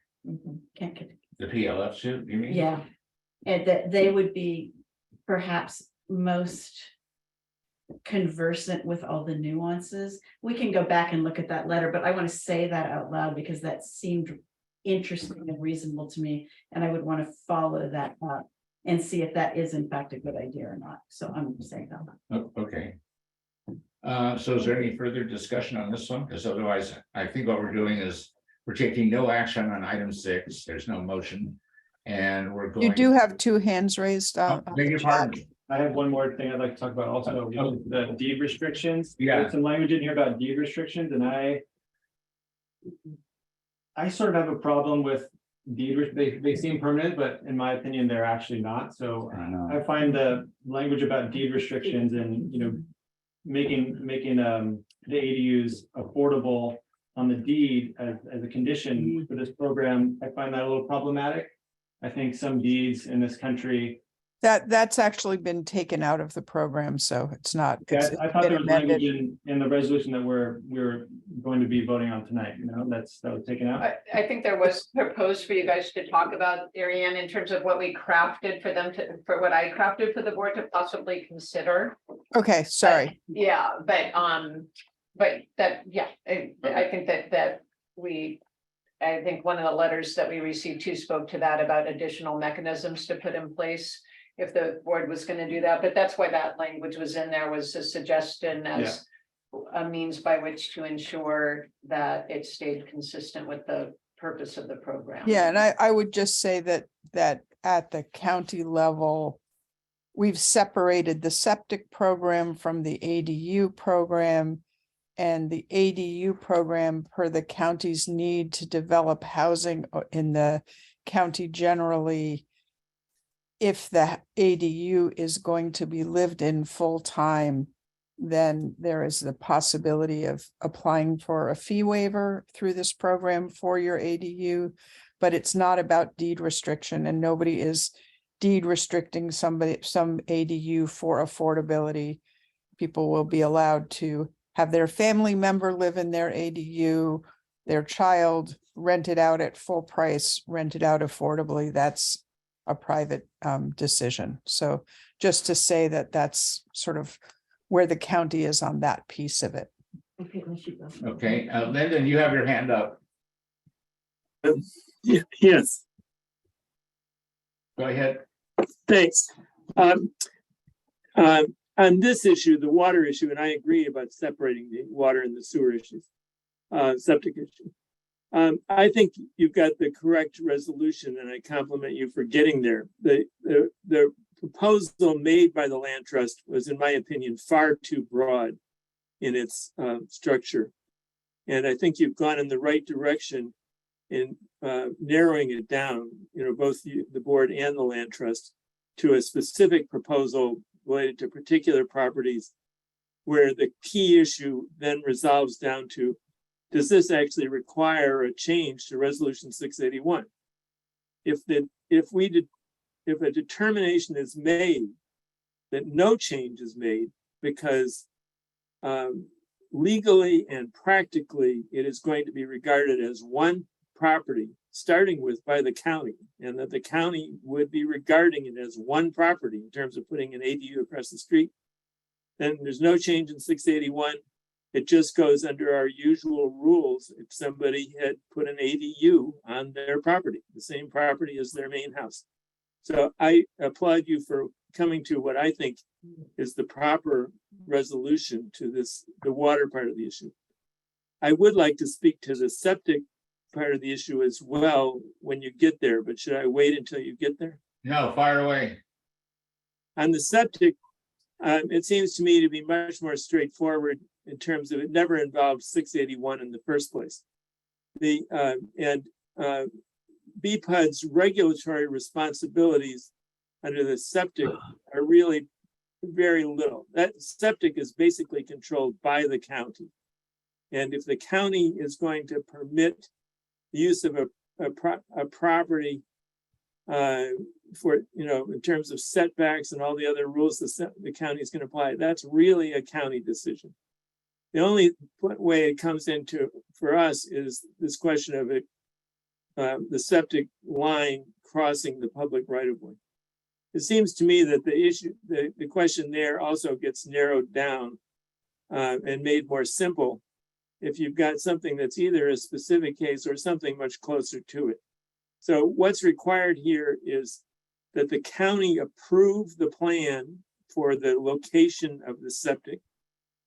I would suggest also that from BPUD's perspective, that if we're talking specifically about properties that would be contiguous were it not for the public right of way, that narrows the scope of it. If somebody's talking about putting it a mile away, I think we have to rethink, even if that mile goes under public right of ways. And in this case also, we were talking about an affordable housing, or if it is affordable housing, maybe it's no longer that. Again, it narrows the scope. And then it comes then down to something that we've already got precedent for. We've allowed a private party to put electric lines under a public right of way, subject to engineering requirements from our end, such that it does not interfere with our water infrastructure. So we had a process for those engineering requirements of where the electric lines had to be placed when they were undergrounding their wires, that we had to, approve it. We had to approve it before the ditch was closed, that it had been done properly. It really just came down to an engineering question. So I'd suggest that this can actually be done pretty simply, because the fundamental responsibility is the county's for the placement of septic systems. And for BPUD's end, it's requiring that the county requirements be met. And then if there's other things that narrow the scope of this so that BPUD can more easily consider it, such as that the property would be contiguous or not for the road. And then that our engineering requirements be met. It seems to me that this one becomes a fairly simple issue that can fall under the precedent of our similar to what we did with allowing an electric line to be placed across the public right of way. Yeah, good. Thank you, Lyndon. Is there somebody else that has their hand up there? I think Caitlin, though. Caitlin? Galen? Hi. Hi. So I just want to point out that while it might be an inconvenient fact, the resolution 173 is very clear about in no case shall a customer extend water lines across the street. And I think it's inconvenient, but it is true that if you are going to ask to send water lines to a parcel across your street, that you will need to potentially change 173. And I would just ask that the board going forward, if this question comes up in the future, clarify that 173 is really on the agenda. It seems, even Kevin there is a little confused about what we're really talking about here. And I think a lot of the community wasn't expecting this to come up.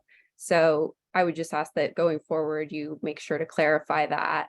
And I think a careful study should be done about what the implications would be for allowing this for land throughout Bolinas. So this would be a major land use shift throughout Bolinas. And I would also appreciate if questions were asked.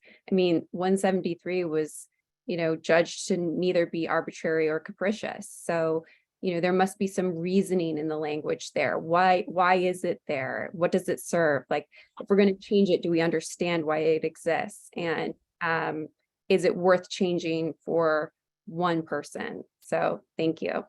All right, thank you. Is there anyone else? Jennifer, you have your hand up. I just wanted to note that I haven't done exhaustive research, but I did research. There's resolution, I believe it's 471 that was passed in 2001, which is what added section 7 to resolution 173. In other words, resolution 173 was amended in 2001. It's not part of I don't know what the original resolution said for sure, but the sentence and there's nothing in the minutes that elucidates what that was about. So I'm going to try to do more work, but I didn't know that. Okay, John, and then Ed. To the same point, and I didn't know this until I looked, I'm pretty sure resolution 173 has been changed over time. Yeah, that's by 471 I know, but as well as some others. Yeah. Like the one where you limit it to 224. That used to be 150% of water use. Yeah. That's part of 173. That got changed. Yes. So the 173 is not like this tablets from Moses. It's been changed over time. Yep. And I think it's important that we realize that 173 is, if you don't use it as something that's thoughtful, it can be challenged that it's arbitrary and capricious. If something that comes up that needs to be reviewed, such as what's been brought to the board. Okay. But to be clear, we're not doing that tonight. I think there's some confusion in the community, maybe the last caller thinking that we're trying to amend resolution 173. That's not on the agenda tonight. That's not under consideration for us tonight. So put your fears at rest about that. Yeah. I just wanted to say amending 173 might not be on your agenda, but it kind of seems like it might be on someone else's agenda. Might be. I wanted to point out that it sounds like, from what I'm hearing, that the septic issue across the public right of way, that's going to fall mainly on the county, whether that's allowable or not. But considering that if someone's running waste lines across the street, then the next obvious next question, like the elephant in the room is, Right. okay, you've got a septic system over there. Well, where are you gonna get your water from? That's like, duh, right? No, I don't think that was the idea. The idea would be that your septic system is on your primary, but you need leach field and you don't have enough. So you send your leach water underneath the road to a leach field. But I'm not clear on that. I understand it's either way. They might want to. That's not how I understand your Oh, proposal. but that's not how I understand. I understand, maybe I'm wrong. I understand that according to that proposal, someone could put the ADU across the road, Yeah, run the waistline over to their existing septic next to their home. So how's the water gonna get over to that? So this really, you're not getting me? No, that's not what's being proposed. No, that's not what being proposed, but I think Ed, But you're, is it being, you're correct. would be allowed in this, like a proposal similar to that would allow that? Right. And so. I don't think the county would allow that, Ed. Well, I don't Particularly even, in violation of, knowing that we have these resolutions in place. I don't think the county would want to take Bolinas and those resolutions tied back to the water moratorium on. I actually think that Ed's point is actually right. Because to the idea that if a lot is merged, to the idea that if the lot across the street is part of your lot, that you could put your ADU there, if you're allowed to put an ADU anywhere on your contiguous, parcel, then if your parcel goes across the street, then you would be allowed to put your ADU there and your water would be going across. And that is the other part that we're asking. And I fully understand people's fears and I fully want to protect the inability. I want to protect Bolinas from not having people sharing water meters so that people can build illegally and sort of capriciously. I think it's very different when somebody owns their parcel and it's merged across the way and people are allowed to have a second unit as part of their property. And that's different than down the street, as I think Lyndon was talking about, or, around a corner on a different lot. I'm not going to use my water meter on Aspen over on Dogwood. That doesn't make any sense. You can't do that. I think it's very different if you own a lot that it may be on both sides of a street and you own, two sides of a street. And you have your main house on one side and your ADU on the other. But I also, respect that people, that we have a moratorium, that we want to protect that moratorium. And I would like to know what the county says, about these merged lots. The program that the BCLT is running is finite. It doesn't grow, it doesn't expand. It's, it is the people that are being approved now. So I think you have we've asked Jennifer to go back and find out from the county. I surely can ask the county planners, from the BCLT's point of view. And if there's a way to bring it back that makes more sense, we will try to do that. And I just want to, assure people that I too, am concerned about the moratorium and do not want to jeopardize that. all right, thank you. Did you have your hand up, Andrew? Yeah, so my questions as related to the septic are if we allow septic systems or leach fields to happen across the road, but there's no other permission from the county, are we going to look at how that piece of land is limited in terms of development? Like, are we going to say you can only put a leach field here? There's no condition in the future where you can have an agricultural permit or a structure unless you were to acquire a water meter. That would be something that's really important to me. Because otherwise, things evolve and times change, and suddenly the county has a new regulation, and then suddenly you're able to develop that land in earnest. We really can't make land use decisions that's beyond our jurisdiction. So, but would we allow a leach field and be able to put the county would have to, the county would grant the permit for the leach field and the whole septic system. And the only participation we would have in that issue is if they want to run a line under our right of way. Yeah. And that's how it comes to us. but we have no control over. So I guess I would rephrase my question, like, would we be able to in any way, like, put language on the usage of that land would be?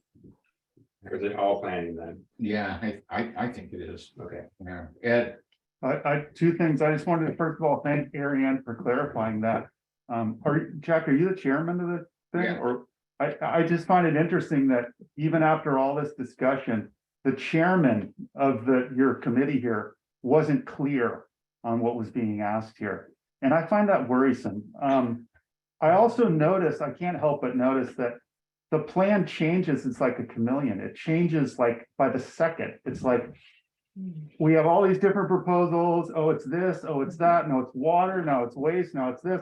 What's it going to be next week? I mean, it's so.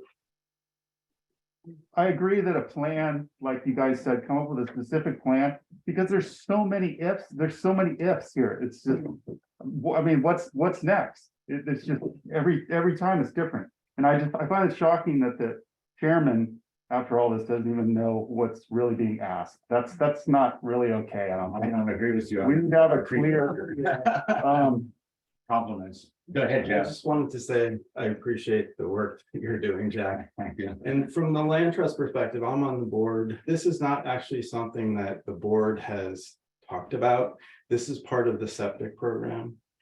We're trying to help 4 families upgrade their septic system. That's the basics. There's nothing else going on here. There's no grand scheme here, Ed. It's just us trying to help 4 people upgrade their septic systems. And they can't do it on their land, so they've got to go across the street to property that they own. That's really it. And so I just wanted to, it's not some big thing that the BCLT has talked about. It hasn't been an agenda item. It's Maybe it just, should be. it's, well, but it's just simply, we're trying to help 4 families, and it's up to the BPUD to decide if running a septic line across the road is an okay thing to do. And then the second question, given the limited use water meters, 224 gallons a day, can BPUD decide where that water gets allocated on this property, on this piece of their land or on that piece of their land?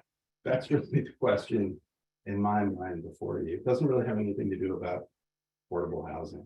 Okay. I mean, hopefully this program is going to help, but.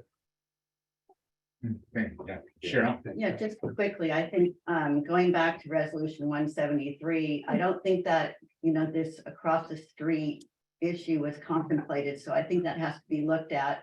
And secondly, I think that regardless of what the intent is with respect to the BCLT, there is what we could see a slippery slope of buying lots across the street. I mean, I have one across the street that's considered contiguous.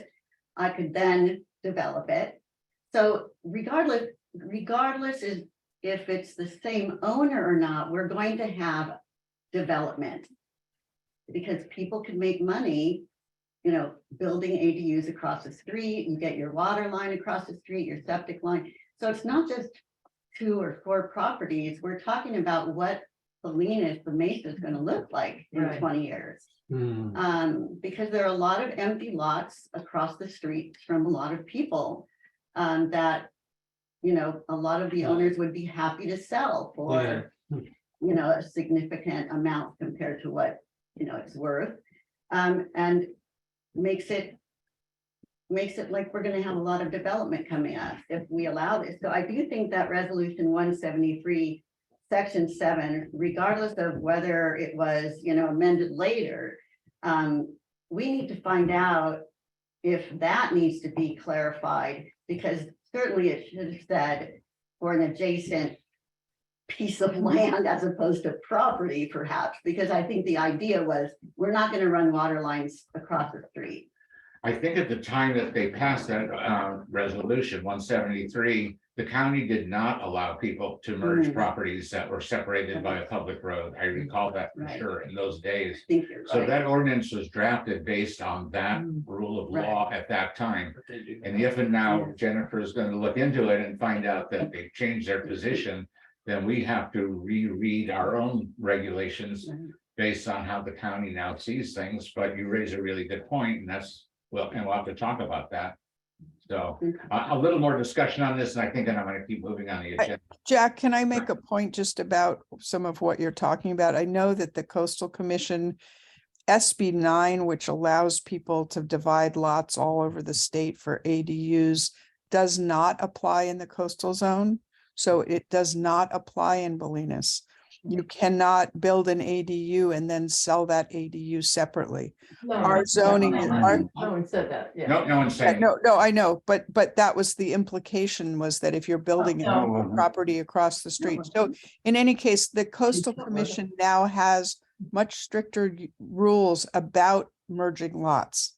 And in order to merge a lot currently, you have to get a coastal permit. So that's just a new layer that's come in, I think, in the last 6 months with a new local coastal plan, is that you actually need a coastal permit to merge your lots currently. So I just want to reassure people that the Coastal Commission is looking at this issue as well. And there is restriction.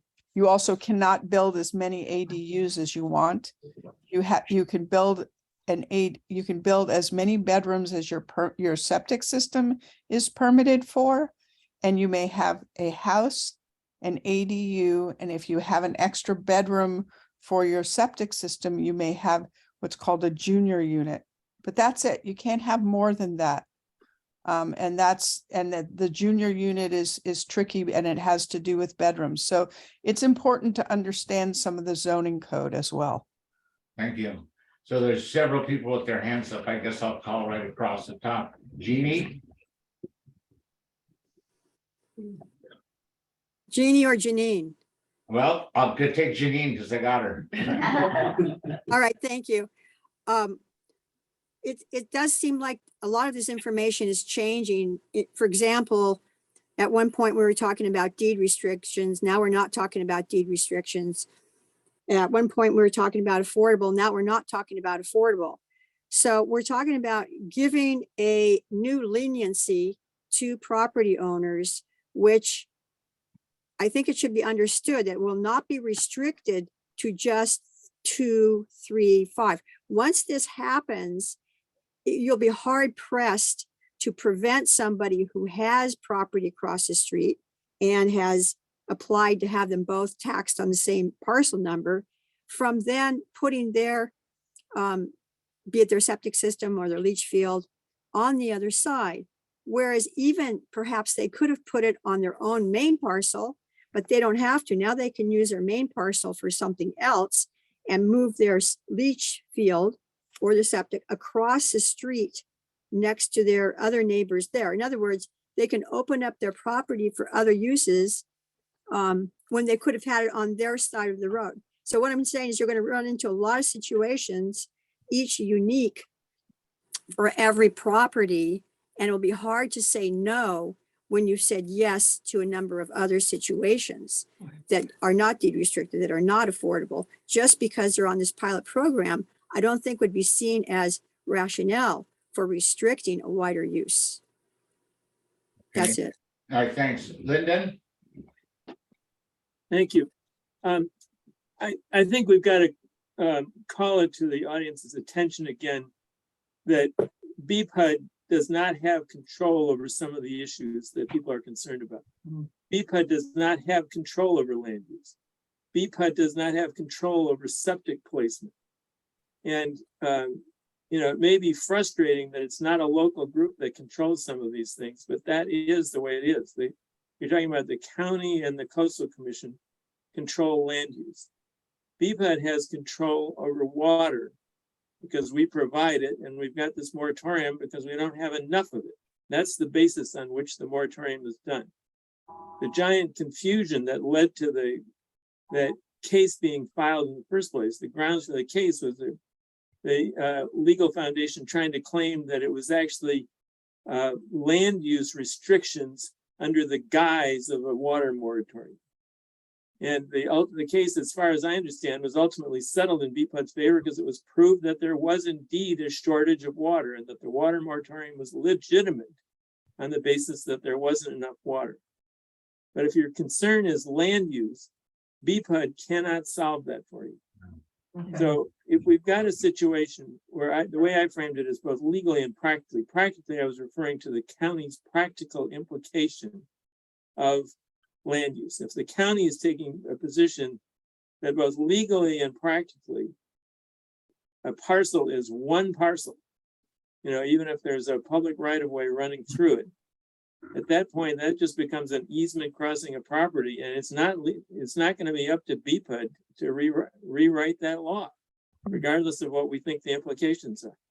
Okay. So what we can do is restrict water use because it's short availability per the rules that we have set up. And some of these other things, I think folks have got to take that to the county and the coastal commission. If you're worried about the land uses is getting abused here, or if you're worried that placement of a septic system across the public right of way shouldn't happen, BPUD can't fix that for you. You have to go to the county and the coastal commission with that. Really, the only grounds I can see for BPUD restricting running a septic line under the road is really just an engineering one. They can't mess with our infrastructure in doing that. They can't be an unreasonable use of that right of way. That's how I see it. So I just think we're getting these issues mixed up over what BPUD has control over versus what the county and the coastal commission have control over. Thank you. Thank you, Lyndon. All right, Jeannie, I'm going to try you one more time. Right there. I got it. So the first thing is very good points both everybody's making. Just want to say that I don't think it's a simple engineering problem to put a leach field under the road. That's a perforated pipe. I understand that probably under the road it might not be perforated, but how do the management of such a situation doesn't bode well considering what leach fields are carrying. Leach field pipes are carrying. But the second thing is that we do have a septic program. So whether we said we should have it or not, and we're only dealing with water, we did have a septic program, and we have ways of helping people in that should be put in place before we even get to having to have people put their leach fields, across the street. And if we did that, if we got the best drainage system going that we've been working on for many, many years, and help people figure out how they can manage their wastes and their wastewater better on their property, we wouldn't have these sad situations where people must put their leach fields across a roadway in something that, let's not confuse the word contiguous with merged is another just underscore. So thank you. Caitlin? Okay, sorry, just really quick. I wanted to respond. First of all, the amendments that I've observed on 173, I think in each case have bolstered the protections of the water use as opposed to eroded them. And I think this would be a clear erosion. And I totally understand Lyndon's point, but the water moratorium obviously limiting where water pipes can go does in effect impact the land use, right? Like if you can't run a water line to an undeveloped parcel, then you can't develop the parcel. So it does put constraints. And I think there's, real questions like it's when we think about our water supply, it's not just, you guys know this very well, but it's not just the amount of water that we have at Arroyo Honda, it's also how much is lost in transit. So introducing water lines under streets, I would have questions about how much water loss we could expect from those added pipelines. And again, like this just goes to underline that there's perhaps reasons why this exists, right? And I think a careful analysis of that is necessary. And I would also ask that you guys, have conversations, not just with the county, which is remote, but also with the BPUD operators who would have to deal with these things on a day-to-day basis and respond to them. And then just lastly, I would say that I think what's so special about the Bolinas moratorium, it's 52 years old and it's served our community really well. And as different people have made the point, the county and the Coastal Commission will always change their policies. Does that mean that we as a community need to also constantly adjust those those policies that have big impacts on our town. I don't know. So anyway, I just hope that those things are considered. Thank you. Jeff, you had your hand up? Yeah, I just wanted to, I have two things. One, I have concerns about this from a affordability perspective in terms of valuations. So land valuations and property valuations going up, water goes across the street. It's just something I want the board to think about. But in terms of what Caitlin was saying, so these folks are going to get a limited use water meter, right? So it's going to be 224 gallons per day. They may, and they probably do, have unlimited water use right now. So in terms of the water moratorium. How's that? They don't have unlimited. Excuse me, Yeah. someone's whoa. speaking.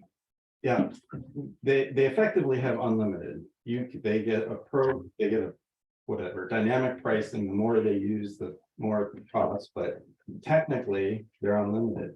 So this program is from a water moratorium perspective and a usage perspective, theoretically reduces the amount of water usage in this town. So I hear comments like Caitlin's and it doesn't kind of square with that. So I just want people to understand. I think one of the problems is that the land trust is focusing primarily on one or two projects that it is specifically working on and have in mind, whereas most of the people who are speaking to us are addressing the way the agenda item appears, which is a broad amendment of, water moratorium. And so we have not exactly talking about the same thing with each other. Thanks, Jen. She's addressing more the general request to amend and you're focused more on a project, which is fine, but I'm focused on the fact that anytime you have a new septic system, you're going to be required to have a limited use water meter. Yeah. Right. So that theoretically, if you have an unlimited water meter, it's going to reduce the amount of water that's true. Yeah.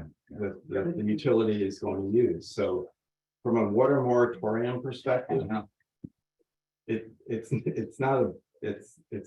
actually a benefit. Not necessarily, because some people use less now. So if I have a house. From a theoretical. And then I add, well, I'm talking reality. If I have a house and then I add an ADU, I'm gonna use more water because it's gonna be a 1,200 square foot house there. So that increases. So each project's different. So as you said, you were saying that this is actually gonna help you use less water. You can't say it's gonna use less or more. Some people use more, some people use more, some people use less. Right.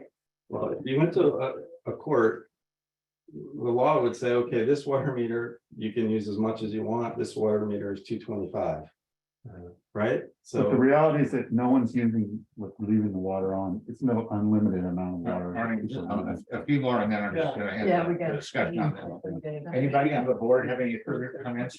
So I don't think there's any motion to approve the request as it's listed in item 6. What I'm understanding is that the land trust is going to recouch its request and consideration and get back to us so that the proposal. Is that fair enough? And whether Board's asking specificity. well, I think to the extent that they're going to talk about a project rather than just amending resolution 681, that's probably the best approach. But we need the answer from the county because the law that existed when they wrote 173 is just apparently what the law is today. So we've got to take a look at that ourselves. Jenny, last one. Yeah, I just want to say, when we get the information from the county, can we please get clarification on the language? Because I see that there is a difference in merging and contiguous, because contiguous has very specific connotations. So Yeah. we need to get that, if you can really get that nailed down about the language, because if some things say it has to be contiguous, then we need to find out what exactly that means. Yeah. All right. Thank you all. Thank you. Thank you. There you go. I'm gonna move on to item 7. Update from the ad hoc committee regarding the BCPUD building. No, I've never met her. Excuse me, we're gonna keep going. At 270 Elm Road, does either Kristen or Andrew have anything to say on this, or Jennifer? I'll go. I just CSW has been here and completed their field work, and they are working to finalize their topography and survey, and and the boundary map. and in the boundary records. report, everything with the county, and that is where we're at. We don't have a contract with the septic engineer yet, although we're inclined to go with. We've asked for, Ekman. a proposal from Ekman. And then a geotechnical, I believe we've only gotten one proposal. Miller Pacific Miller is submitting Pacific. I asked them both to submit more refined proposals for the board to approve. Okay, so are those things that might come up on the agenda for the next meeting, or is that too soon? Well, we can make an effort, That'd be great if we could. Yeah. Yeah. Okay, And we should have the boundary survey and topo map done. It's by April 1, and they said we would. I mean, Yeah. so we'll be getting that in the next couple of weeks. okay. That's great, because both of those engineers would need that. Yeah, Geotech and the septic will need that site survey. yeah, definitely. All right, moving on to item 8.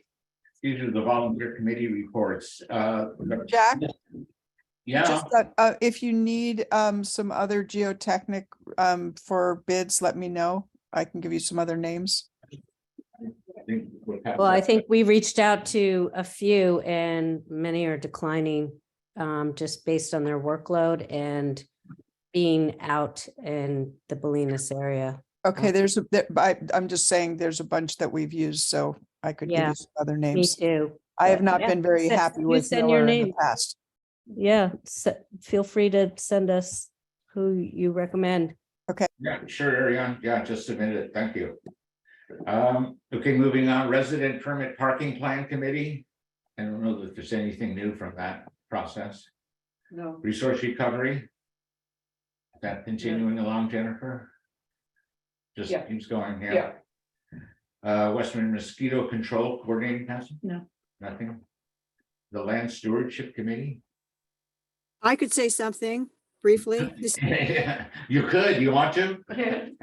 This is kind of off the cuff, but as you know, we've been dealing with the situation at the Brighton ramp.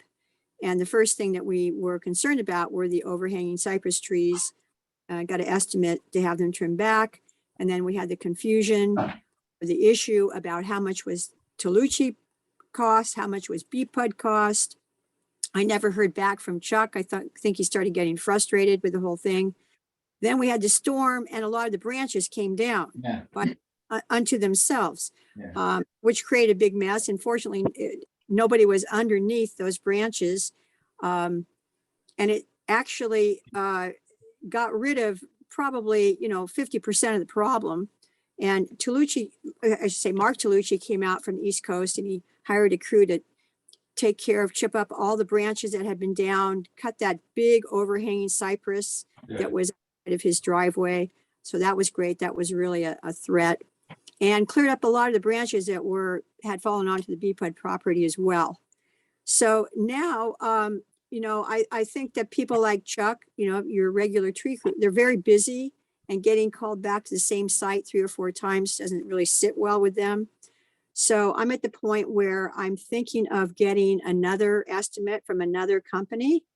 I don't know if you think that's wise or not, and just getting it for what remains of the BPUD overhanging trees and presenting that to you. And let Mark Tolucci deal with his own situation, and just sort of hone it down to just a BPUD issue with those overhanging branches that are left. So that was all right, thank you. Just a second. What's your thought, Jennifer? Just my understanding is the owner of the tree is responsible for the trees. If it overhangs other property, they're still responsible for it. Yeah. We would have the right to go in there if we wanted to, but it's his responsibility. Yeah. We have plenty of trees we're responsible for. Yeah, yeah. So You go have ahead, Janine. You have the right to cut the overhanging branches with the permission of the property owner whose trees the trunk sits on, where they are grown from. So in other words, that's a decision by the BPUD. Do you want them to just overhang and be precarious and just let it be? Or is that something that you would want to take action on and perhaps get a couple estimates to see if some of that could be reduced? I mean, that's a choice to be made.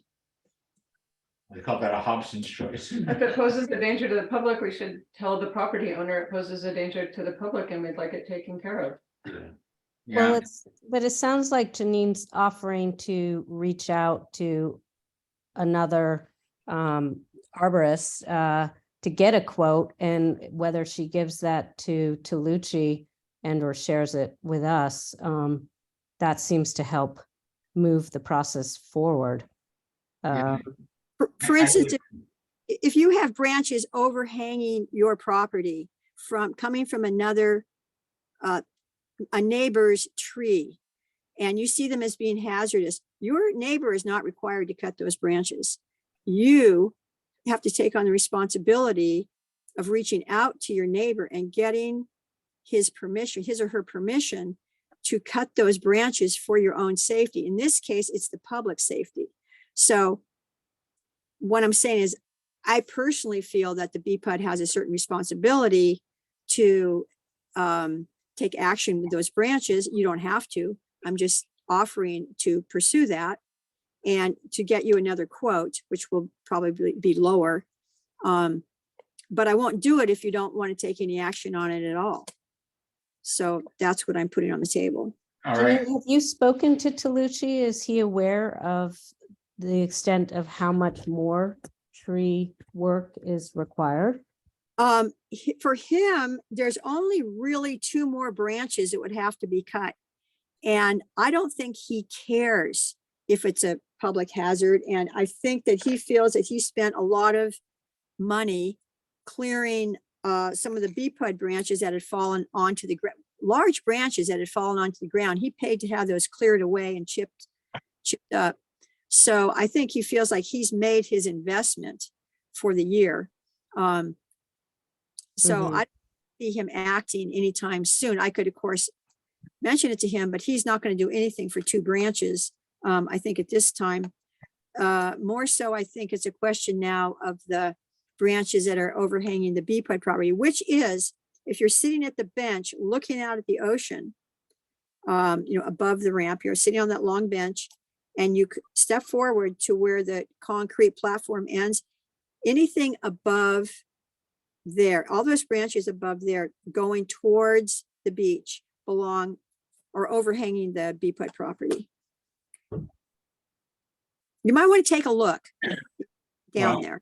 All right, so it sounds like it might be a good idea to at least get a second bid if Chuck is starting to lose interest, and it might also be an economic decision whether we want to pay any of it or some of it. I guess we could decide once we see what the bid is and see how much Mark Tolucci wants to work with us.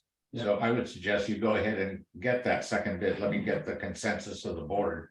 What do you think about that? Yeah, I think getting the bid's fine. There's obviously, if it's a public hazard, it would be nice to get it dealt with. I'm personally pretty concerned about the trees that are for sure on BPUD property that are a public hazard, that are going to be, I think we've got our plates pretty full right now, but I appreciate Janine offering to go, broker the second bid. I think that's really nice of you, Janine. So, and it certainly can't hurt. So thank you for that. Yeah, thank you. What do you think, Andrew? I'm wondering if those trees which originate from another property are our legal responsibility if they cause any damage. Not if they're growing on somebody else's property. Well, we can protect ourselves if we want to. Yeah, Yeah. and I think protecting the public is obviously a good choice. So I think I appreciate Janine being willing to get the bid, whether she gives it to BPUD or Tolucci Or both. or both. What do you think, Kevin? So just to clarify, Chuck has been out, but that was before the storm. So any numbers you talked about are sort of moot now. Is that correct, Janine? Right, because a lot of those branches came down in the storm. Right, okay. Yeah. Well, yeah, let's get a number either from Chuck if he's interested or somebody else. Yeah, I'll let Chuck know that I may solicit somebody else, and if he wants to still participate, great. And if he doesn't, I'll get somebody else. That sounds great. Okay, thank you. Yeah, thank you. Janine, you have a name for somebody else? Because you can contact me. Okay, I'll communicate with you, Kirsten. Yeah. Okay. For all, yeah, Jenny. I just want to say in this area that I was so impressed with the amount of work that's been done along Mesa Road in looking, I mean, that was massive amount of trees. And today when I was driving up there, it's been a huge amount of work, so I wanted to compliment the district on the amount of work that is done, so thanks Jennifer for getting that to happen. Most of it's been PG&E and fire department. Really? To get Well, the it credit. sure Yeah. made- Yeah. it was a lot of work. Looks good, yeah. And it looks very good in there. All right, I'm gonna move on to item 9, which is other business. And the first thing is board committee reports. So there's the finance committee, second quarter fiscal year 22-23 financial statement. And finalization, I guess, of the 21-22 audit. Is it, are we supposed to vote on that? No, you already did. You Okay. did it at the special meeting and we're getting hard copies of the audit that I thought I would have for you tonight, and I don't have them yet. Frankly, they're probably either in the Olima or Stinson post office. Seriously, I mean, we haven't gotten the mail in a few days. Okay.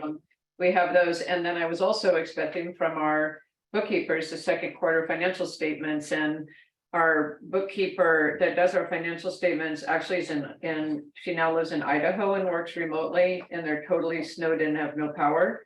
So she can't do our financial statements. Okay. So, That leaves us sorry. with the update on the draft fiscal year 23-24 budget. You got it. Well, and then with regard to that, Yes. the finance committee rescheduled its meeting last week because of the storm, because Kirsten was going to be coming from over the hill and there was like a fire department warning of no unnecessary travel, etc. So we are rescheduling for the 24th. And I don't know that we have a time yet. I was going to ask Andrew and Kristen, maybe we can do that offline, or I wasn't sure if we had a set time on the 24th. I'd have to look at my emails. Okay, let's do it by email. Let's do it But that's offline. yeah, we'll do that offline. We're gonna, it's a little bit of a bust on the finance committee report. All right, legal committee, I guess. The one thing that I would be concerned with is I'd like to get as much legal stuff from the county on this issue we were talking about before. With the nature of the two properties, the lots on other side of the road, and merger and consolidation and clarification of those terms, and really try to get where the county is at now, so that we can interpret our own regulations based on county regulation. Okay, so. Yeah. So you mean ask county council if Yes. need be? Okay. Yeah, Mhm. and tell them the context in which it's Yeah. coming up. Yeah. Okay. Mesa septic flood control and roads, you got any? We are meeting on March 24th, I think, also that day. Is that a Friday? Is that right? Chris and I are gonna be riding around and exploring a bit, so. Okay, great. It's a really good time to look at the flood control. Yeah.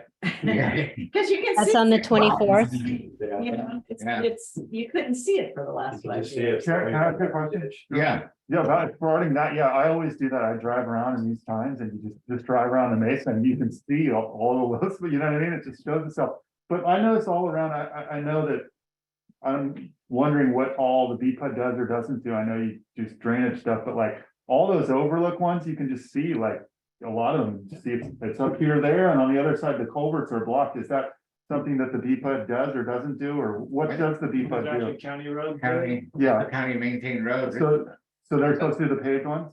But Yeah, yeah. but we'll often help out because of Yeah. customers having trouble getting the county to deal with it. So where we can, when we get called, we clear out those culverts. We have equipment for that, and you know, if the county's not doing it, the county kind of takes this position that their responsibility is the road, and if you need a culvert to act adjacent to their road to access your property, that's on you. Right. And so sometimes they'll do stuff. So long story short is that we certainly try to, when we see things, we deal with them, and or if we get specific requests to deal with culverts. And a lot of times in the big storms, people will call us in a panic that the culvert's blocked, and it's not, it's just overwhelmed with the Right, amount of right. water. So we go running around a lot during the storms where people are afraid the culverts are blocked.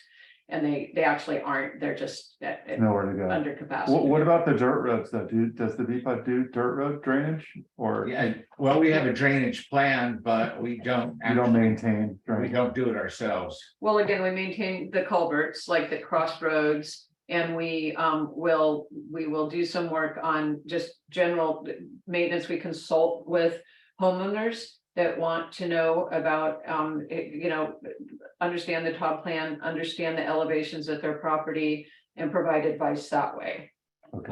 Yeah. So. But there's no maintenance required. Sometimes you might do something here or there, but.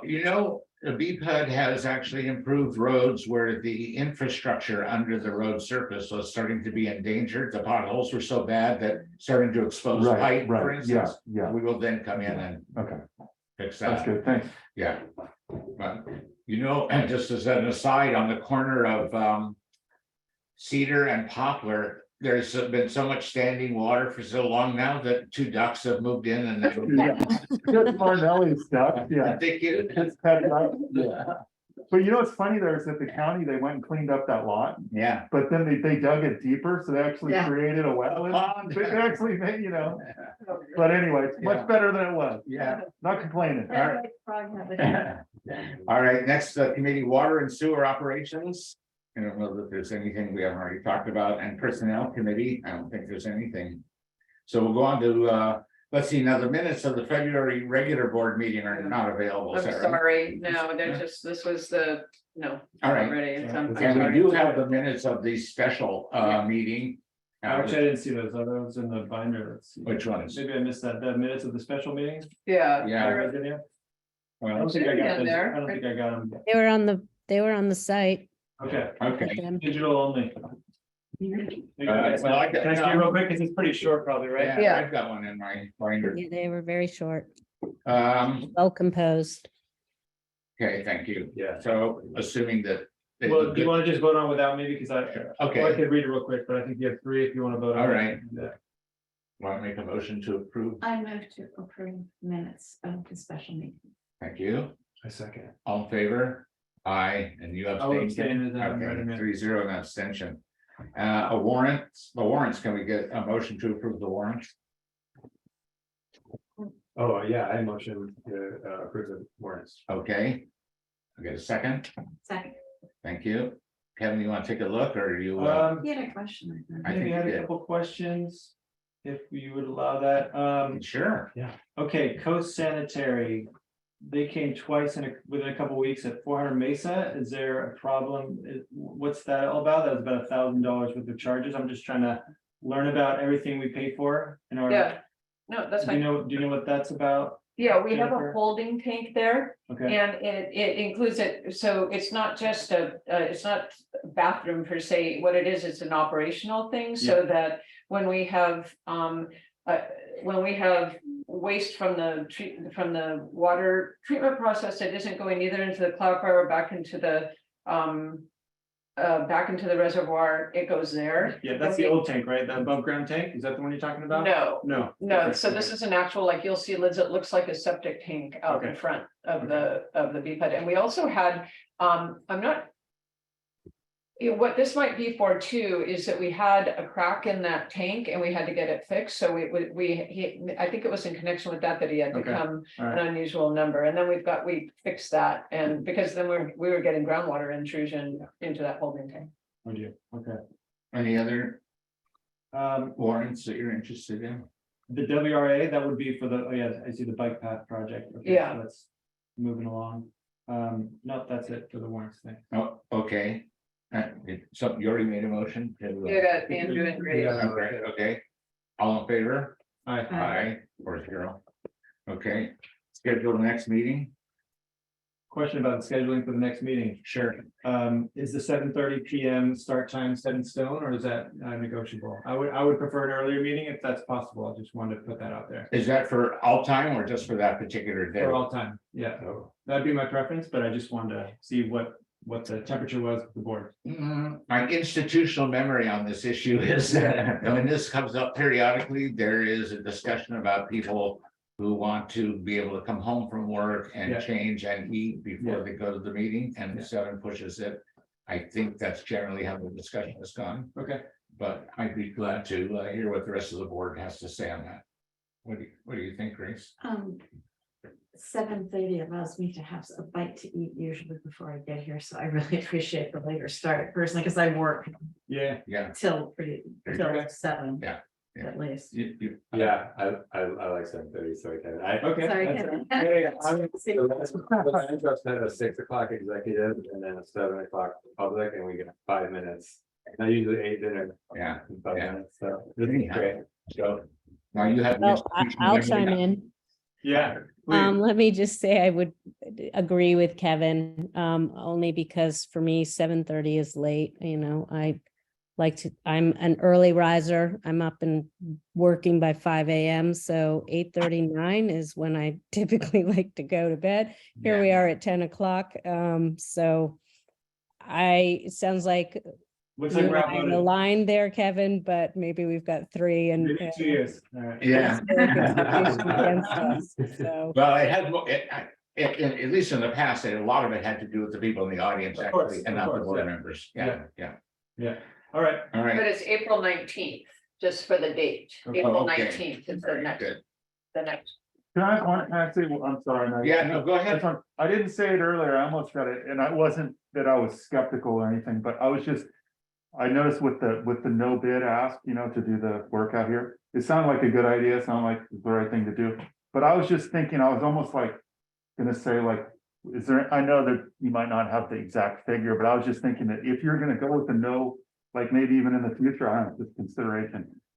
If you're gonna be approving a no bid contract, it might be nice, maybe you guys know it, maybe you have it in your binders, but just to know like, oh, it's a no bid contract, and then you find out later like, oh yeah, it's $1 million to fix it. Because I'm assuming, like I would assume it's gonna be, I don't even know, 50,000, 10,000, 20,000. But I'm just saying it might be a good approach if you're gonna be approving a non-bid contract, you might want to just ask like, just make sure it's not. No, I that's a great You point. probably do, but Well, let's. Sometimes we have a set price sometimes. The contractor, basically, the only reason we don't have a set price is because we have to cut into the road. And so because of Right. that, it's gonna throw it into paving with the county. And so what the contractor told me was that it would be less than like 15,000. Right. Like probably well under that, but with the paving, he wasn't sure. That would probably put it over. Right. And so, that's the kind of range that we were talking Yeah, about. and that's what why I he's- figured, So and- it's a time and materials Yeah, basis, and we know about what the day, we think it'll take 2 days, and we know what the crew charge will be, and Ed's raising a very good point. I should have. I'm explained just saying, that. it's all good, that's what I assumed, but I Yeah, would probably, like, if I was up there, I would probably ask that, like, so what are we talking under? Probably, I know you never know, because you don't ever know. That's right. But it's like, I'm a plumber, work with a plumber, so it's like you always tell the client, cutting into the pipe, anticipating it's gonna take a half an hour, but you never know, right? Yeah, yeah. Anyway, I just. Well, we weren't actually approving the contract with this. We were, No, I know. So we haven't Yeah. seen the contract, we haven't signed anything, so this was just approving to go ahead with. With it, right, Yeah. right, okay, yeah. On a time and materials basis on which we expected to be Sorry, 2 yeah. days of time. Yeah, and that, 2 days of time, and then the only uncertainty really is this paving. Because we just, get in knots with the county all the time about paving restoration. They're more concerned about that downtown. And we were gonna try to do it without going into the pavement. We really looked at that, for this very reason. But it would be doing it in a way that, I can tell you all the details, but what we concluded was it was a less secure and less desirable way to do the project, and it wasn't. We're trying to get security here on the whole thing. We didn't want to, basically, we have the water line in Cherry. And then what happens is then there's a connection and a valve, and the Queen Road connects. So we could have let part of the Queen Road water main stay charged and then put a big concrete kicker there and cut it off, versus just going in and connecting right at the main, which is just way more the way to do it. Right. Yeah, And no, so then that's we what I have to go into the pavement. So Yeah. that's why it's gonna be a little more expensive. It sounds good, it all sounds Yeah. good to me. All right, and with that. This is a resolution that, I'm going to adjourn the meeting. I was gonna say, but this is a resolution that allows us to take that action on a case-by-case scenario, right? Yes, Yeah. Yeah, All and right. I think you were very clear, Jennifer, why you were recommending that particular contractor, and that we were capitalizing on them knowing. Also, let me just say how much time and money we're saving by Jennifer and staff not having to go out to bid. So. Yeah. Perfect. Yeah. Good job. Okay, meeting adjourned. Thank you.